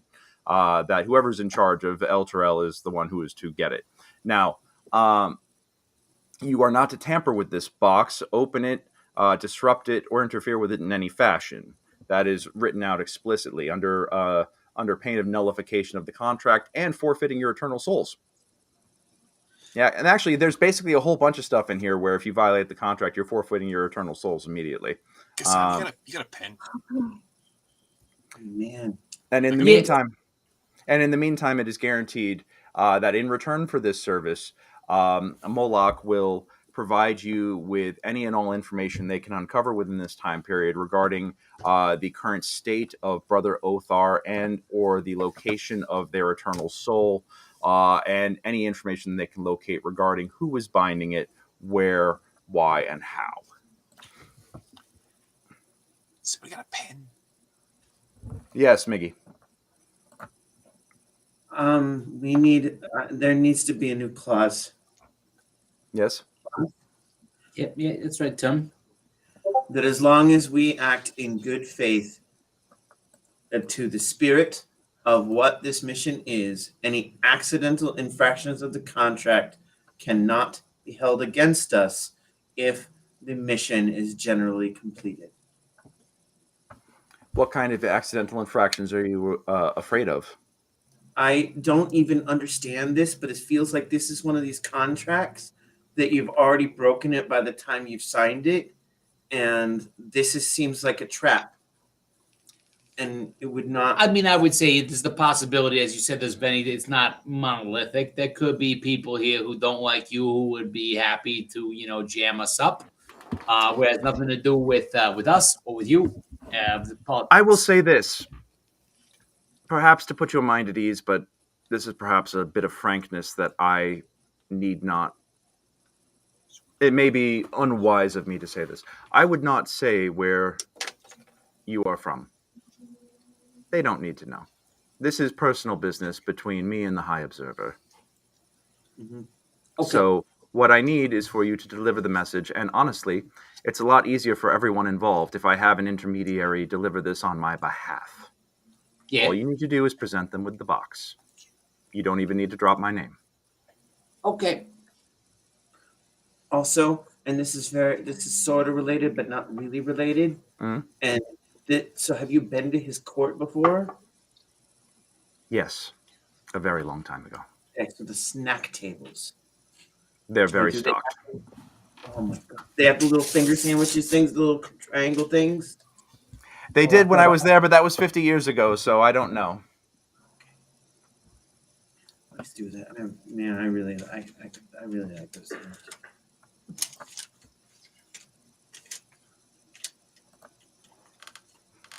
Okay, there you go. All right. So I hand back over the contract on the back of one of the sheets of the contract using the pen that I borrowed from Vicki. Mm-hmm. I wrote a much more succinct version of this contract that is not several pages long that says deliver the cube and I'll get you your information. Otherwise, the whatevers get you. No, I'm sorry. I need you to actually sign the agreement that I created. That's a lot of pages. There's so many different things in there. I that could go understand wrong. that, but trust me, it's legalese, and it's going to be totally fine if you simply deliver the box unopened and unmolested, and you do not tamper with it. What do you think we're going to do to the box? You don't understand the legal meaning of molested. I see. I am indeed dealing with 12-year-olds. So. Again, 13. 13. One. Oh, that makes sense. Yes, I'm sorry. I was under the impression that your people live for hundreds of years. So, but Yeah, we do. Yes, but how old are each of you? Old enough. Certainly, but I'm actually curious about what the number is. I'm not at all questioning your capabilities. That sort of information is something that is traded upon. I'm 21. I'm the youngest, but so I hatched like 2 days after everybody else. Hey, what are you doing? What happened to the nodding? You gotta nod. Just nod. I don't need to know that Sorry. information. He's just joking around. Don't worry about it. Yeah, you don't ask a lady for her age. What's wrong with you? Yeah. Well, that's why I asked the gentleman in the room. But regardless. He thinks we're gentlemen. Now then. Anywho, I think, do you reject the clause of basically meaning like, look, there's lots of players in play here. Where if somebody tries to jam us up that is not, in the from your world, that no one from down here will be trying to interfere. And yeah, but you can say that, but that ain't in the contract. No, it's actually subsection 32, paragraph B, page 7. I take a look at it. Is it there? It's there. Yeah. Okay. Excellent. I'm very good at making machines. I must have just skipped over that a little bit. That's excellent. Thank you. Appreciate it. Yes. And subsection C says that no one from up there will interfere with this either, as this is this is the culmination of notification of the completion of an agreed upon contract. They know not to interfere with this. Okay. Because, we don't mind stacking bodies, but we don't want to have to do that when we don't have to do that because we're polite. You're not going to have to do any of that. All you have to do is present the High Overseer with this box. That's it. Oh, let's just okay. Okay, let's excellent. Sign it then. Who has to sign this? No one has to sign it. You just deliver. Oh, of your party, who is going to? Yes, each of you. Tony, want to take a look at just the back? What it is I wrote instead, like as an alternative to this I like it very much. I will not accept the. I will not accept the short and abridged version of this. There's a reason why all these terms and conditions are in here. I mean, but at the very least, Tony should have an opportunity to just like have a quick look at that. He can look at it, and he can even sign it, but it's not going to mean anything because that's not actually signing my agreement. I need you to sign my agreement, or otherwise there's no deal. Gotcha. Do we need any proper duds for this place we're delivering it? No. Because what's gonna be okay. Okay, well, I'll tell you what. Why don't you sign it first, and then we will sign it after you. No. My friend, you're in the realm of lawyers. I understand how all the tricks work. Literally, lawyers built this place. So okay. I need you to sign this first, and I will countersign it. I would like to step forward. I have had a few glasses of wine, but I would like to sign a contract. Please, thank you. I will sign. All right. First out. Woo! Vicki is gonna go first. No promo. Sure. Yeah. I'm Vicki. I'm gonna sign it. I've had a few glasses of wine. I am not sober, and I'm gonna sign the contract. I drunkenly sign the contract. Okay. And date it with tomorrow's date.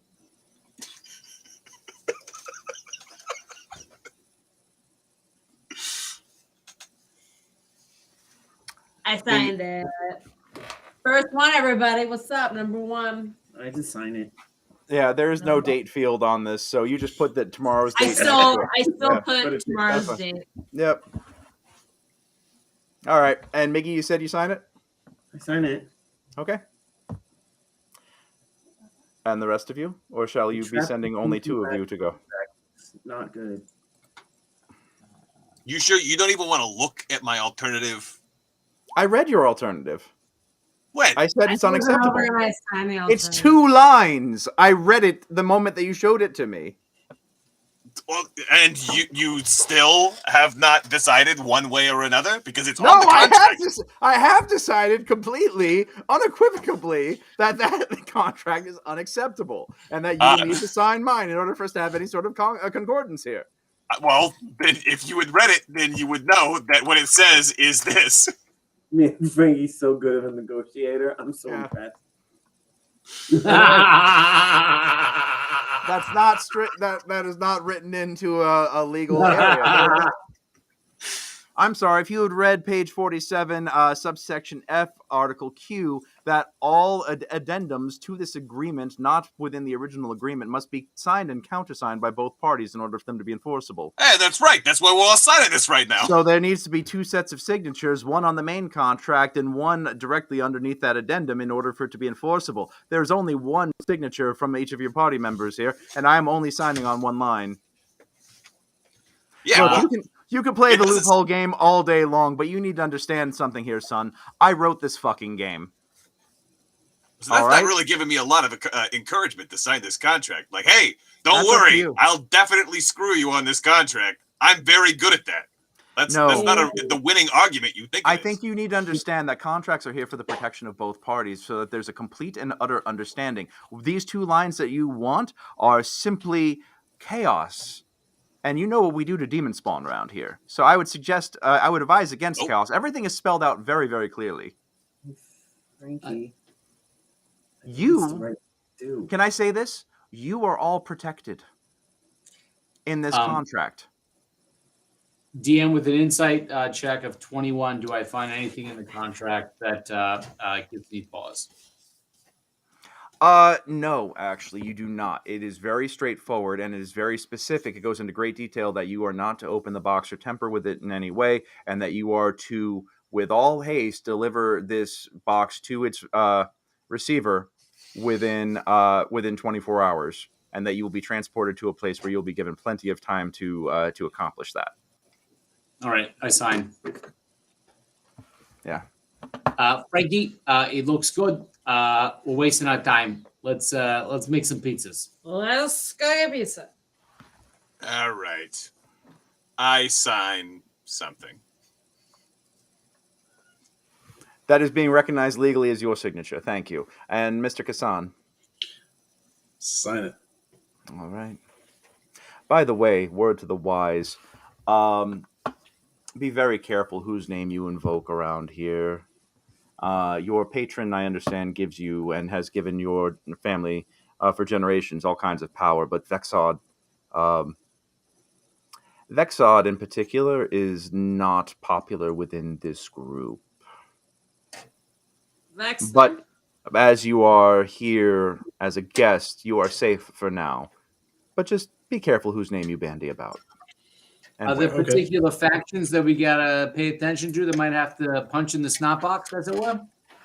You getting out of line? If you all behave yourselves as proper guests, then you will not encounter any sort of difficulties here. But if you go around calling yourself the avatar of Vexod, let's just say it's like walking around in a thunderstorm with a lightning rod up your ass.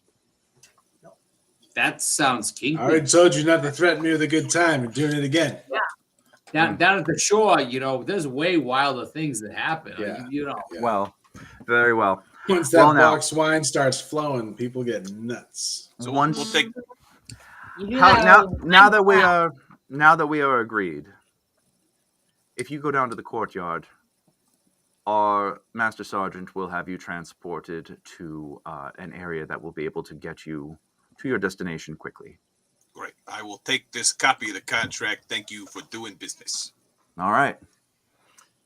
Yes, I already have it in triplicate anyhow, with your signatures copied perfectly. So yes. Good luck. Good luck. You said we were just delivering a box. Okay. Nothing's ever easy. Yeah. You head downstairs, or I'm assuming you head downstairs. Yep. And already there is what looks to be a rather mid-range looking devil. He's got a lot of little lemurs and stuff running around at his feet. hastily scribing what looks to be a circle similar to what brought you here. They open it up. Yep, here you go. You don't need a rope. You just jump on through and you'll land right on your feet. Okay. All right, let's go. Okay, let's I do jumped. this. All right.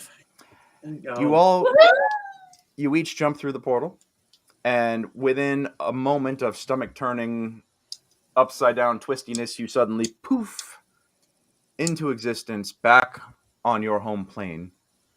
And you are on the outskirts of what looks to be a very large city. And the first thing that you notice is that it is very bright here. The second thing that you notice is that there are two suns in the sky. One of them is the natural sun. Another one is a large sphere that is also generating all kinds of light. And the more you look at it, the more you realize that that's not a heavenly body. That's a body that's a lot smaller, but perspective means that it's in the atmosphere here, and it provides daylight. And the longer that you watch it, the more that you realize that although the sun that Tortle orbits around moves through the sky, or seems to move through the sky, this one is stationary in its position above the city. So this city must live in perpetual daylight.